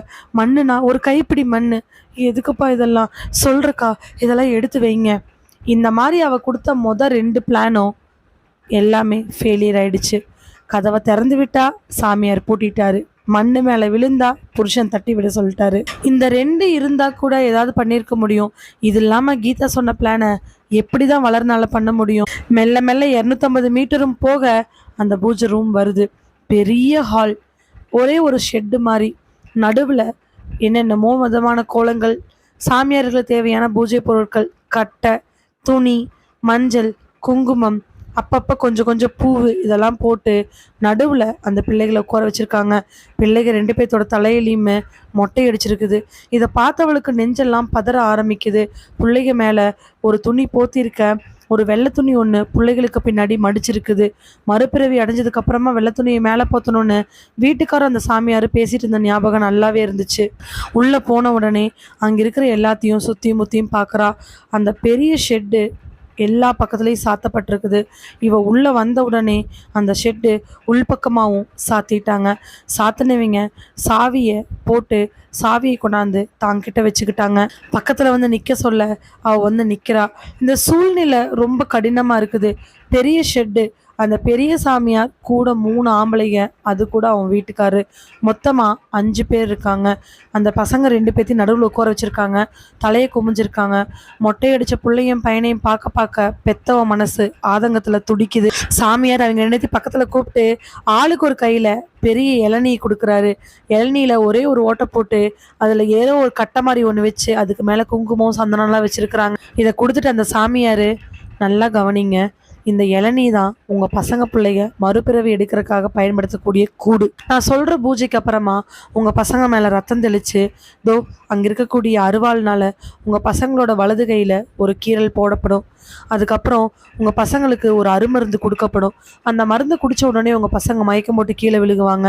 அப்போ உங்க 2 பேர்த்தோட கையில் இருக்கக்கூடிய இந்த இளநீர் தான் அவங்களோட உயிர் போகும். அதுக்கப்புறம் இந்த இளநிக்கு மேல இருக்கக்கூடிய அந்த கட்டையை எடுத்தீங்கன்னா உங்க பசங்களோட உயிர் மறுபடியும் தான் உடம்புக்குள்ளேயே போய் மீண்டு வருவாங்க. இதுதான் இப்போ நடக்க போகுது. இந்த பூஜைக்கு கிட்டத்தட்ட 1 மணி நேரம் 1.5 மணி நேரம் ஆகலாம். அமைதியாக பொறுமையாக இருங்க. சொன்ன உடனே மணிகண்டன் சரிங்கய்யா சரிங்கய்யான்னு சொல்கிறாங்க. அருவாளை பார்க்க பார்க்க அவன் மனசுக்குள்ள ஆதங்கமாக வருது. எடுத்தான்னா வெட்டு மணிகண்டன் கழுத்து தான். ஆனால் இந்த பெரிய ஹாலில் 5 ஆம்பளைகளை மீறி குழந்தைகளை எப்படி காப்பாத்துறதுன்னு நின்றுட்டுருக்கிறா. பிள்ளைகள்கிட்ட போகணும், அந்த அருவாளை எடுக்கணும்னா கூட 10 அடி போகணும். அந்த 10 அடிக்குள்ள மணிகண்டை இவளை இழுத்து பிடிச்சி அடிச்சானா எல்லாமே முடிஞ்சு போச்சு. பிள்ளைகளை சுத்தமாக காப்பாற்ற முடியாது. அது மட்டும் இல்லாமல் இப்படி ஒரு ஏற்பாடை பண்ணி நம்ம தடங்கல் பண்ணோம்னா அவன் அந்த அருவாள் எடுத்து கொல்லக்கூட பயப்பட மாட்டான். ஆனால் வளருக்கு கீதா சொன்ன ஒரே ஒரு வார்த்தை மட்டும் ஞாபகத்திலே இருக்குது. வளரால மட்டும்தான் இந்த சூழ்நிலையை எப்படியாவது காப்பாற்ற முடியும், இந்த சூழ்நிலையை சமாளிக்க முடியும். என்ன பண்ணுறன்னு யோசிச்சுட்ருக்கிறவ அந்த பூஜைகளை கவனிச்சிட்ருக்கிறா. 1/2 மணி நேரத்துக்கு அப்புறமா சிஷ்யரை பார்த்து எடுங்க அப்படின்னு சொல்ல அந்த சிஷ்யர் அருவாள் எடுக்கிறாரு. அவர் சொன்ன மாதிரி குழந்தைகளோட வலது கையில் ஒரு கீறல், அந்த வரக்கூடிய ரத்தம், அதுக்கு முன்னாடியே வச்சிருக்கக்கூடிய ரத்தத்தை அந்த குழந்தைங்க மேலே தெளிக்கணும். இதெல்லாம் நடக்குது. அந்த ரத்தத்தை கையில் எடுத்துகிட்டு வந்து குழந்தைங்க மேலே தெளிக்க போக குழந்தைங்க 2 ஒருத்தர் பார்த்து அழுதுகிட்டு அம்மாவை பார்க்குறாங்க. அவளுக்கு மனசெல்லாம் பதவதப்பாகுது. குழந்தைங்க மேலே அந்த ரத்தத்தை தெளிச்சதுக்கு அப்புறமா வெட்டு குழந்தைங்களோட கையில் படப்போகுது. என்ன பண்ணுறதுன்னு தெரியாமல் இவ மெல்ல மெல்ல யோசிச்சுக்கிட்டே இருக்கிறா. குழந்தைங்க மேலே ரத்தத்தை தெளிச்சுட்டு பக்கத்தில் இருக்கக்கூடிய அருவாளை எடுக்க போலான்னு அந்த சிஷ்யர் அருவாள் எடுக்க போக ஐயா வளர் கத்துன உடனே எல்லாரும் வளர பார்க்குறாங்க. மணிகண்ட என்னடி எது கத்துற? இல்லை இப்படிதான் பிடிச்சிட்டு இருக்கணுமா? ஏன்னா உடம்புக்குள்ள என்னமோ ஊறுற மாதிரி இருக்கு. மண்ணு மேலே விழுந்தன்ல அது என்னமோ ஊறுது. இளநீ கீழே வைக்கலாமா? அந்த பெரிய பூசாரி கூடாது, அதை பண்ணிடாதீங்க, இளநீ நீங்கள் கீழே வைக்கக்கூடாது. ஆனால் இப்போ உங்களுக்கு ஆமாங்க ஐயா நான் இளநீ கீழே போட்டுருணும்னு பயமாக இருக்குதுங்க ஐயா. சிஷ்யர் ஒருத்தரை பார்த்து இளநியை வாங்குங்கன்னு சொல்ல அவர் இளநியை வாங்க போகிற நேரத்தில் அவள் இளநீ அந்த ஆள்கிட்ட கொடுக்குறா. கொடுத்ததுக்கு அப்புறமா சேலையை உதறன்னு சொல்லிட்டு மெல்ல மெல்ல 10 எட்டில் 4 8 வந்துடுறா. உடனே பெரிய பூசாரி நகராதீங்க, நீங்கள் இனிமேல் இந்த கூட்டுக்குள்ளே வரக்கூடாது சொல்லிட்டு இருக்கும் பொழுதே சேலையை உதறவ சேலைக்குள்ள இருந்து ஒரு பெரிய சைஸு கல்லை எடுக்கிறா. அந்த மணல்ல கீழே விழுந்தவ எள்ளும் பொழுது மணல் அள்ள முடியாம எதையோ அல்ல அது ஒரு கல்லா போயிடுது. வீட்டுக்கார சேலையை உதற சொல்ல தான் கையில சிக்கினதை விட்டுறக்கூடாதுன்னு சொல்லிட்டு முதல்ல சொருகும் பொழுதே சேலைக்குள்ள சொருகி அதை அப்படியே இழுத்து சேலையை மேலே சொருகிக்கிறா. உடனே மண்ணெல்லாம் உதற மாதிரி உதறிட்டு உள்ள வந்துடுறா. அந்த கல்லை எடுத்தவ ஒரே குறி பார்த்து தான் புருஷன் மேலே அடிக்க மண்டையில் போய் பட்டு மணிகண்ட பதறி போய் இளநீ கீழே போட்டுட்டு அப்படியே கீழே விழுந்துடுறான். அவ்வளவுதான், அந்த இடமே அதிர்ச்சியில் அப்படியே உறைஞ்சிருது. கண் நிமிக்க டக்குன்னு ஓடி போனவ அங்கே இருக்கக்கூடிய பூஜைக்கு வச்சிருந்த ஏதோ ஒரு பெரிய இளநீ எடுத்து அங்கே இருக்கக்கூடிய பெரிய சாமியார் மண்டையில் போட்டுட்டு டக்குன்னு ஓடி போய் பசங்களுக்கு பக்கத்தில் இருக்கக்கூடிய அருவாளை கையில் எடுக்கிறா. வேகமா ஓடி போய் அந்த பெரிய சாமியாரோட கழுத்துல வைக்கிறா. அவன் நல்ல பல்கான ஆளு. வளர ஓங்கி தள்ளி விட வளர முதல்ல போய் கீழே விழுந்துடுறா. இந்த இடத்த சுதாரிச்சுக்கிட்டு அங்க இருக்கிற எல்லாரும் வளர எழுந்திருச்சு தடுக்கிறதுக்காக வர வளர் கையில் இருக்கக்கூடிய அருவாளை மட்டும் விடவே இல்லை. எந்திரிச்சவ பெரிய சாமியாரோட வலது கையில ஒரு கோடு. அவ்வளவுதான், அங்க இருக்கிற எல்லாரும் அமைதியாயிடுறாங்க. எவனாவது பக்கத்துல வந்தீங்க ஒரே சீவுதான், செத்துருவீங்க.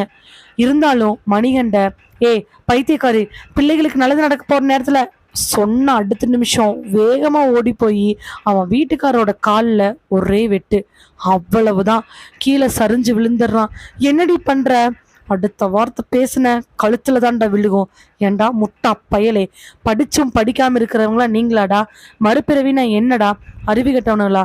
நல்லா கேட்டுக்கங்கடா, நானும் என் பசங்களும் இந்த இடத்த விட்டு போற வரைக்கும் எவனாவது நகுந்தீங்க ஒரே சீவு தான் சொல்லிட்டு அருவாளை கையில நீட்டிக்கிட்டே பசங்க கிட்ட போறா.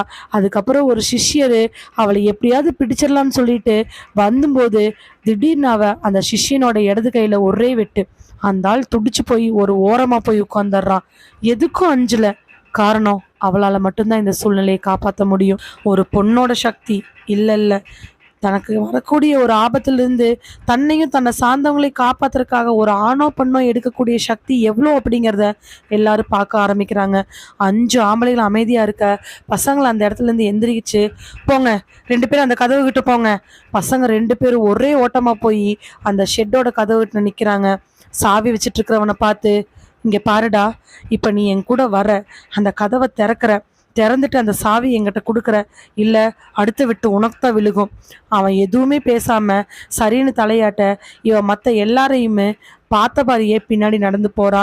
அந்த சிஷ்யனையுமே தனக்கு முன்னாடியே நடந்து வர சொல்லிட்டு கிட்டத்தட்ட 25-30 ஸ்டெப்பு வச்சவ அருவாளை முன்னாடி நீட்டிட்டு இருக்க அந்த சிஷ்யங்கிட்ட சாவியை வாங்குறா. போடா போடா, அந்த ஆள்கிட்ட போய் ஒட்டுக்கா நில்லுடா சொன்னதுக்கப்புறம் அந்த ஆள் பயந்துக்கிட்டு எல்லாரும் அந்த ஷெட்டோட நடுவில் நிற்க இவ தான் பையன்கிட்ட கொடுத்து அந்த கதவை திறக்க சொல்கிறா. கதவை திறந்தோன்னையுமே அந்த ஷெட்டை பையனை புள்ள அவளையும் சேர்ந்து திறக்க சொல்லிட்டு பையனையும் பிள்ளையும் வெளியில் போக சொல்லிட்டு கடைசியாக அந்த அருவாளை காமிச்சு தனக்கு 10-20 அடி முன்னாடி நிற்கிறவங்களை பார்த்து, முட்டாள்களா, தண்டனை அனுபவிப்பீங்கடா அப்படின்னு சொல்லிட்டு ஷெட்டை ஒரே க்ளோஸ் பண்ணிட்டு பையங்கையில் இருக்கக்கூடிய பூட்டை எடுத்து அதை சாத்திட்டு ஒரு பெருமூச்சு விடுறா. அந்த ஆளுக எந்த வழியிலும் எஸ்கேப் ஆக முடியாது. அப்படியே ஆனாலும் கவலை கிடையாதுன்னு சொல்லிட்டு பையனையும் பிள்ளை வேக வேகமாக இழுத்துக்கிட்டு கையில் அருவாளோட ஓட்டமும் நடையுமா போய் அங்கே கீதா இருக்கக்கூடிய கதவை திறந்து விடுறா. வளர பார்த்த கீதாவுக்கு மனசுல அப்படி ஒரு சந்தோஷம். நடந்த எல்லா விஷயத்தையும் ஒரே லைன்ல சொல்லி முடிக்க 3 பசங்களை கூட்டிட்டு இவங்க 2 வெளியில வராங்க. ஆனா என்ன ஆச்சரியம்னா அந்த ஷெட்லேருந்து யாரும் வெளியில வரவே இல்லை. அக்கா, இப்போ நம்ம இங்கேருந்து வெளியில எப்படி போறது? எனக்கும் வண்டி ஓட தெரியாது, உங்களுக்கு எனக்கும் ஓட தெரியாதுப்பா. ஆனா என் புருஷன் வரும் பொழுது வண்டி எக்ஸல்ல தானே வந்தாரு, அந்த வண்டி மட்டும் இருக்கும். இப்போ என்னப்பா பண்றது? அக்கா, நீங்க 3 பசங்க அந்த வண்டியில போங்க, நான் பாத்துக்கிறேன். இல்லைப்பா, அது முடியாது, அது ரொம்ப தப்பான விஷயம். நீ தானே எங்களுக்கு எல்லாமே பண்ண, உன்னை மட்டும் எப்படி விட்டுட்டு போகிறது?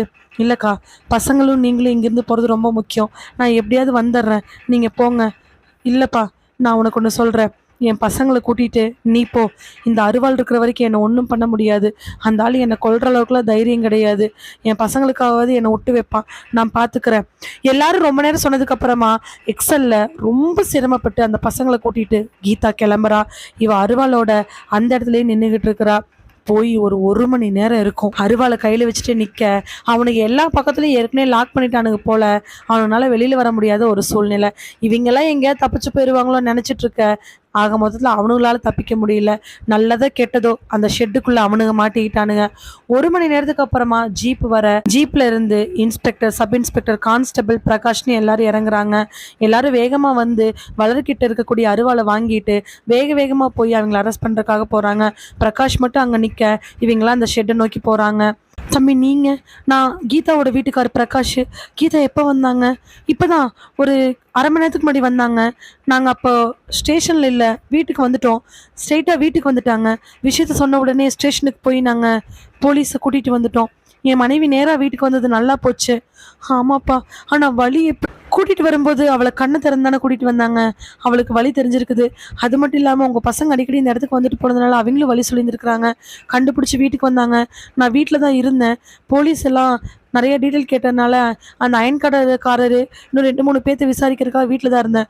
அவன் வரவும் உடனே உங்கள் பசங்களை எங்கள் வீட்டில் என் கூட வேலை செய்கிற ஒருத்தங்க அம்மாவோட விட்டுட்டு நாங்கள் போய் போலீஸை கூட்டிகிட்டு வந்துட்டோம். சொல்லி முடிக்கும் பொழுதே உள்ளே இருக்கிற 5 பேரையும் அரெஸ்ட் பண்ணி போலீஸ் கூட்டிகிட்டு வராங்க. முட்டாள்தனமான காரியம் பண்ணதுக்காகவும் இதுக்கு முன்னாடி பண்ணது இதுக்கு துணை போனதுன்னு சொல்லிட்டு 5 பேரையும் அரெஸ்ட் பண்ணுறாங்க.